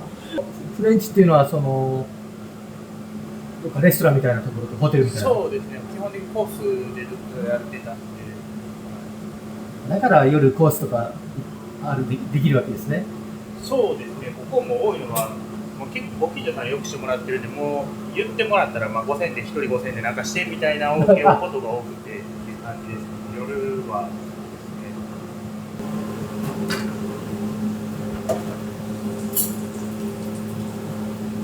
どういうお客さんが多いんですか？本当ご近所とか住んでる方が結構住宅街なんでこの辺が。近所の人が来てくれるのが多くて、あとはまあ普通にネット見てちょっとこういう定食とか食べに来てくれる方もいます。家族というか、ご夫婦というか、ご夫婦とか家族とか多いですね。夜は特に多いです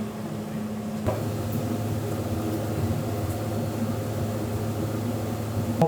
フレンチはどのくらいやられてたんですか？3軒ぐらい、14年5年ぐらいはやってるで、ここやる前とか逆にそのホールとかほぼしてこなかったんで、そっち重点的に働くようにはしてたんですけど、外のこととかほとんどできなかったんで、料理しかしてこなかったんですね。そうですね。そっちの勉強せんことには経営とかそのホールとか接客みたいな。はい。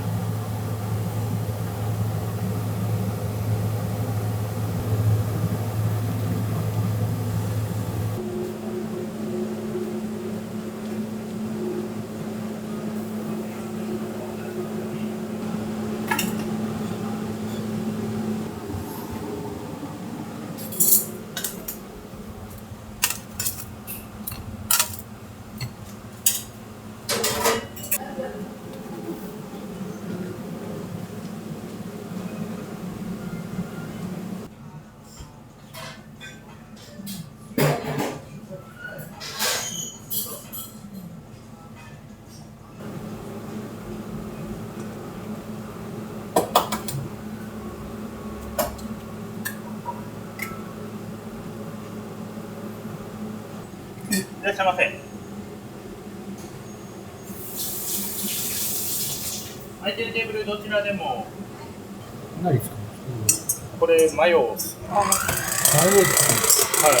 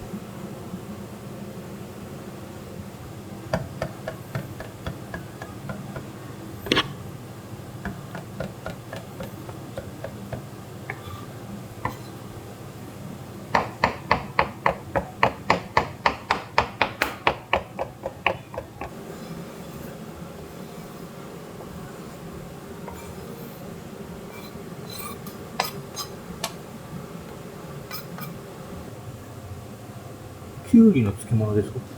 いや、これラッパの漬物。ラッパ。はい。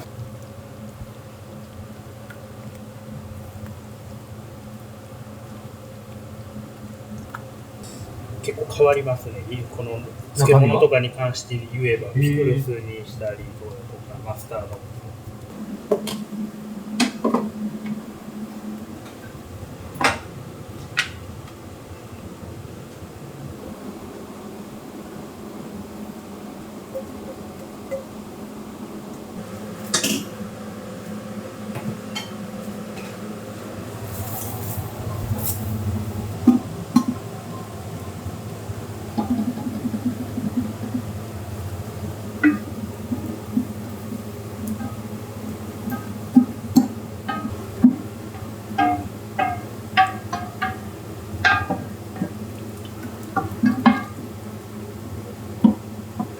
これ今何を作ろうとしてるんですか？ブラウンルーツ。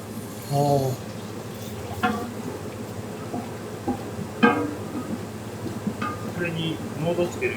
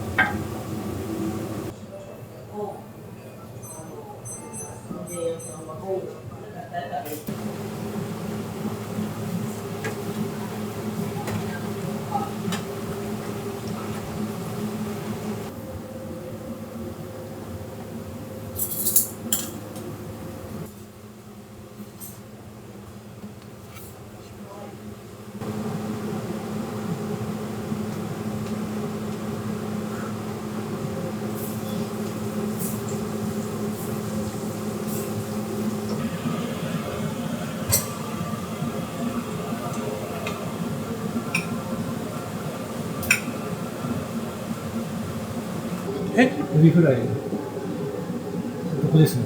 そうですね。4匹入るんですかね。はい。今めっちゃ高いですもんね、エビマジで。そうですよね。びっくりしますね。ずっと値上がりする。揚げるに揚げにくいというか、ああ、そうか。洋食で多分レストラン系と食堂があるので、私は結構大衆系目指したんで、まあ、その頑張るとこ頑張るしかないかなと思います。あ、高いっすよね。本当牛がもう本当に高い。エビフライ早いです。エビフライはもう2分ぐらいでいけるです。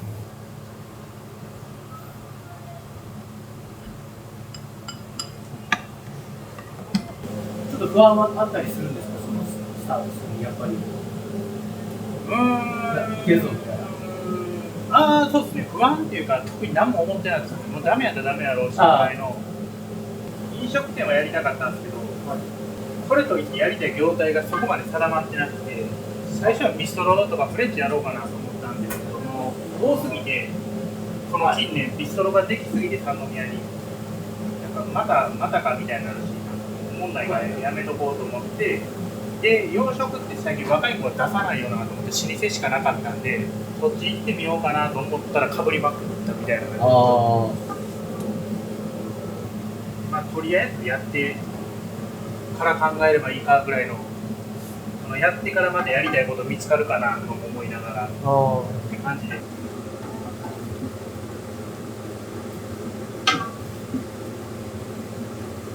基本的に兵庫県のものを使うようにしてて、どうしようもない時は他のとか、逆に言えば、その時期、岡山のものがむちゃくちゃ良かったらそっち使ったりするんですけど、まあ、八百屋さんと話とかしながら、まあ、ベースはこの丹波とか神戸とか淡路の野菜とかを基本的に使うようにしてるんですけど、マヨネーズとか極力毎日作るように、やっぱ新鮮な方が美味しい持たないとか、なんか短いスパンで出した方がいいものはちょっとずつ作るようにしてます。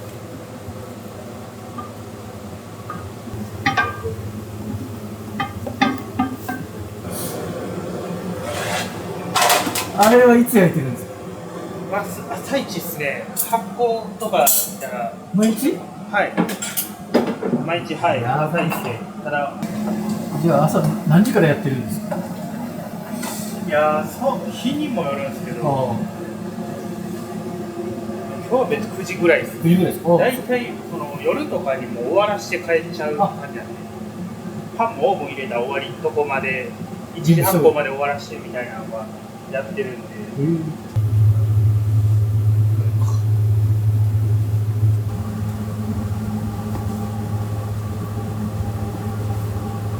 そうですね。一時パン屋さん考えてました？いや、勉強させてもらってて、働いてたんですか？そうですね。休みの前の日仕事終わってから、多分2時スタートとかだったら夜中のパン屋さんでそこ朝まで手伝わせてもらって、すごい楽しかったですね。で、そこのパン屋さんが朝7時まで旦那さんがパン作って販売奥さんなんで、そこから2人で山登りに行ってコーヒー飲んでみたいな。なんか贅沢ですね。結構楽しかった。いいですね。一応自家製フォカッチャあ、そうか、自家製とかっていうので、あ、そうか、手作りとか。はい。女性の常連さんがパンの方が多いですかね。お米も結構いいのを使ってるんでね、おすすめはさせていただいてるんですけど。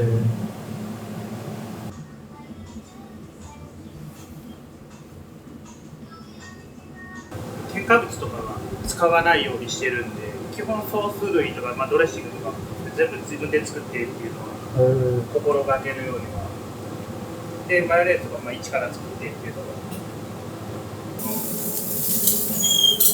自然由来なものは添加してますけどみたいな、そのにがりだったりみたいな。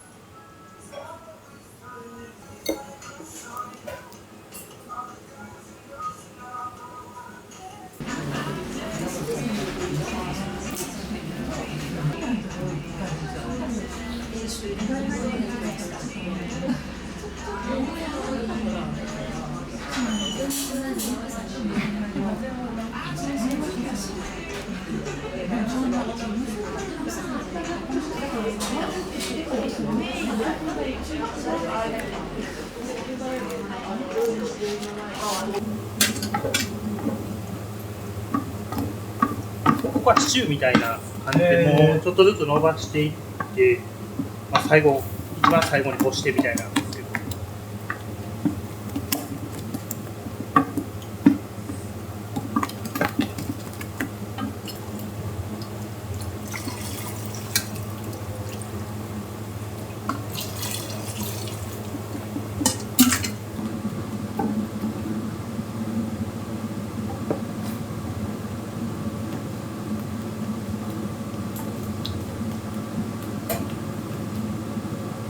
どうですか、初めて見て、ビフォーアフターじゃないですけど。まあ、楽しい面もあれば、やっぱ、大変ですか。洋食屋同士で話すけど、若い子がやらんでいうのも分かるよな、みたいな。時間がかかるんですね。そうですね、繰り返しの作業になっちゃうんで、やっぱレストランも経験してるんで、そっちの方が刺激が強いというか、日々の仕込みとかも。っていう違いはあるかな。こういうね、地道、そうです、本当地道な作業多いんで、これが20歳そこらの子やったらもう嫌やってなるんやろうなっていう。逆になんか良かったなとか、いいこととかあります